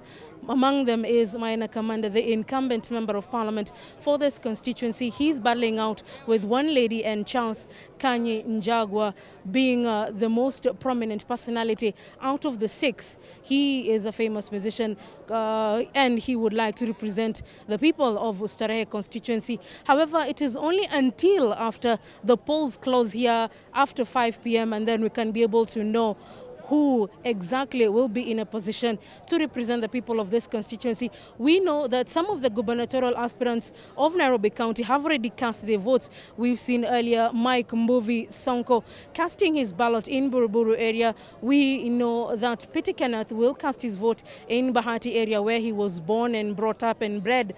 And we are yet to know where Bishop Margaret Wanjiru will be doing so. And we also know that the women rep position is very heavily contested. We have Karen Nyamu, we have Bernadette, and we have all these other contenders who want to relieve of some duties of the original Manzi Wanai, Rachel Shebesh, who until very recently had not been clear in terms of whether or not she wants to really vie for that political seat that she has been able to capture for the last 4 years. However, we know now that she will be on the ballot this morning to ensure that she fights for that seat again to be able to represent the woman of Nairobi County and ensure that she continues with all the priority that she gets. So, frankly, the issue here in Moi Avenue Primary School is that the lines are quite long. They're stretching outside the facility, and the people here are saying they came here really early and they feel that the process is taking a little bit longer than usual. The sun is up early in the morning. At least there was some clouds and it was chilly, so they could be able to withstand the weather. However, right now they're saying it's a bit hot. We saw 2 people in the morning collapse because of staying on the lines for too long, but they're giving precedence to those who are living with disabilities and the very old, and the pregnant women are being given an opportunity to cast their ballots earlier than others who might be considered people who can be able to withstand the very hard conditions that we are experiencing here. So we are still here in Moi Avenue Primary School in Starehe constituency, the biggest polling station in Nairobi CBD, and we will keep you up to date with what is happening here. So far, everything is calm, and it is expected that by 5 p.m. we shall see that everyone who is on the line will be allowed and be given that opportunity to cast their vote and actually speak on who they want to be on that particular ballot paper in August 8th, 2017. That's Leila Mohammed giving us the latest from Moi Avenue right here in Nairobi, where the queues is still very much extensive, but they're saying that the process is going on. We'll catch up with her in just a bit. Let's get an update from Daniel Mule. He's in Makadara right now for the latest. Well, I'm coming to you from Bahati Primary School in Makadara constituency, where the Jubilee Party nominations are ongoing. And this is one of the stations where there have been complaints of possible irregularities with the former Gatanga legislator Peter Kenneth, who is also an aspirant in the gubernatorial race in the Jubilee Party, who arrived to cast his ballot earlier today in this station, said that he had to call the Jubilee Party headquarters to complain about what he called inconsistencies in the implementations of the set rules for the nominations by the Jubilee Party. Major irregularities at Joseph Apudo Primary School. And if it's not highlighted, there are ballot boxes, there are no ballot papers. So it doesn't make sense. People are frustrated, they are out there, and I think it's something you need to highlight. Otherwise, we would like the democratic will in a free and fair manner, which is credible, to prevail. There are some old shoshos from this village, old grandmothers from this village, who have lived all their life here, and their names are not on the register. And they have voted from independence, and their names are not there. And I'm asking the lady, how come the names are not there? That's what I'm fighting over, because these old women came here very early in the morning to exercise, and then they are told their names are not there. It's quite frustrating. Earlier on, the other gubernatorial race aspirant for Jubilee in Nairobi, Mike Mbuvi Sonko, made his way in this polling station complaining of irregularities and saying that there is also a plan to rig him out in this gubernatorial race in the Jubilee Party. But he said that he's not going to relent in his quest to be the next governor of Nairobi, saying that no matter of intimidation will make him bow out and that his name must be in the ballot in the August 8th poll. And yesterday the statement was given by Jubilee party officials that we are going to use identity cards to vote. But now the process has changed. They are being forced to use the party register, which is totally wrong. A majority of these youth, they are my supporters, but they have not registered as party supporters. Thanks, Dan. That's Daniel Mule giving us the latest from Makadara in Bahati Primary, to be specific. Let's cross over straight to the Jubilee headquarters where Dennis Okari is standing by with the latest. Dennis?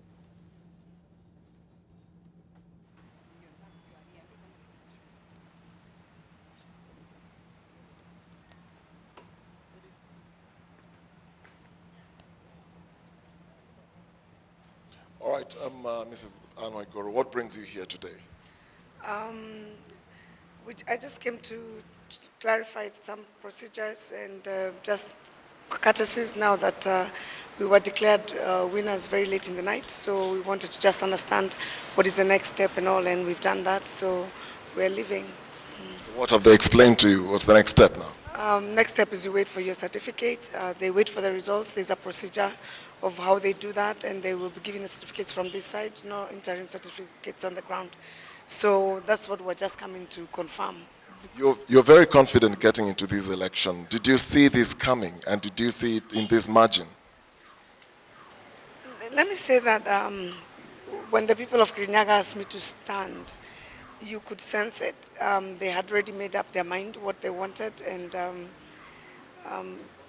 but there were challenges as usual. You know, campaigns and politics is a whole new world. Yeah, so I can't quite say that we expected to win, yes, but we are overwhelmed by the support that we have gotten. The incumbent, Honorable Ndadi, has conceded defeat, but however, he says that the process was flawed. Why do you think he made that statement? Was it flawed? No, I think usually when people lose, they will find an excuse. There was no, the process on Monday was fairly okay. There were some hitches here and there, but those are normal, and they were rectified professionally. And he lost by very many. He lost by almost 90,000. So he can't say it's because of a flawed election. Because if it was flawed, then it applies to all of us.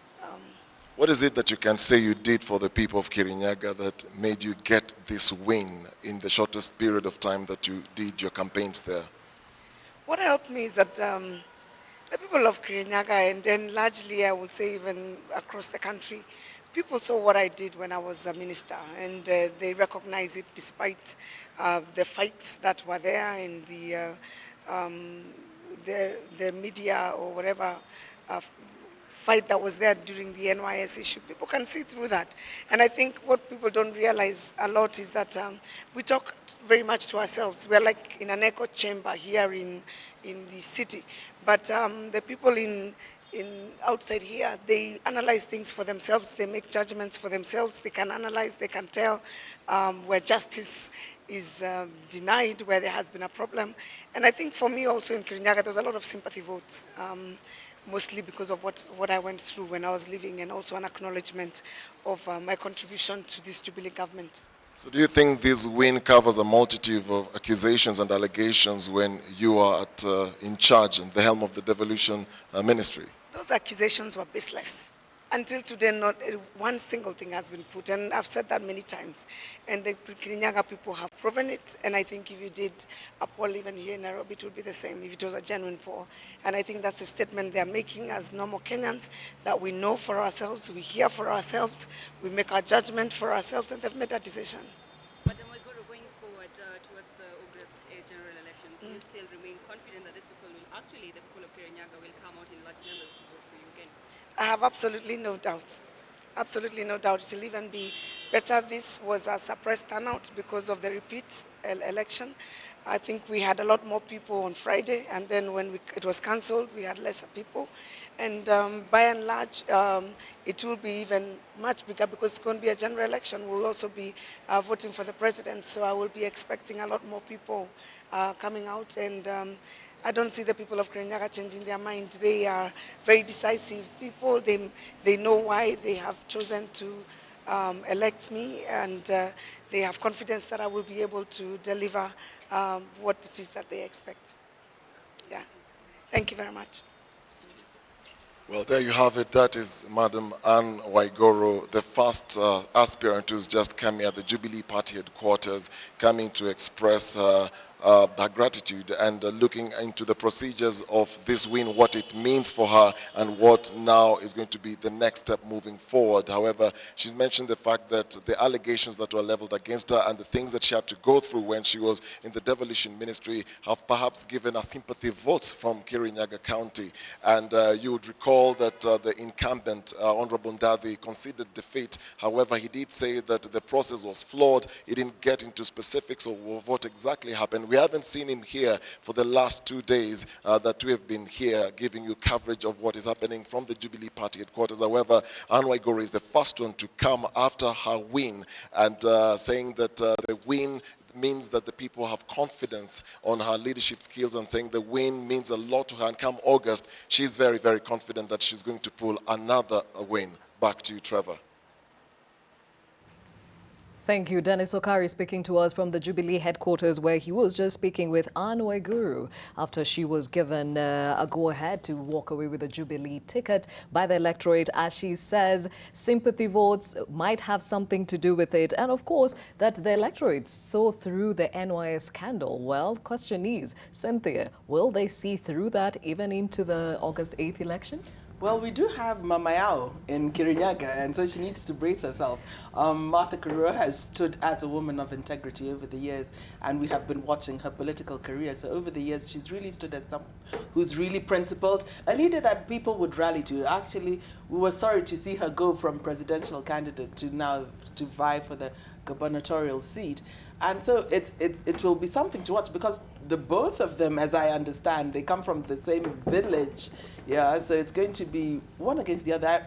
It will be, will it be a question of going for the party, that this is now the Jubilee candidate and this is what now the president wants, or will people now have an issues-based politics in Kirinyaga, where now they're going for a woman of integrity and one who has questionable integrity? I say questionable because she's saying that she's gone through the walk and you can see right through. She gets a clearance, it's denied, she's been back and forth, she's done the battle. But I suppose you can just say she's run the race, she's kept the Jubilee faith, and she's now been awarded the Jubilee ticket, and we'll just have to wait and see. But should she have been allowed to run in Jubilee in the first place, would you say?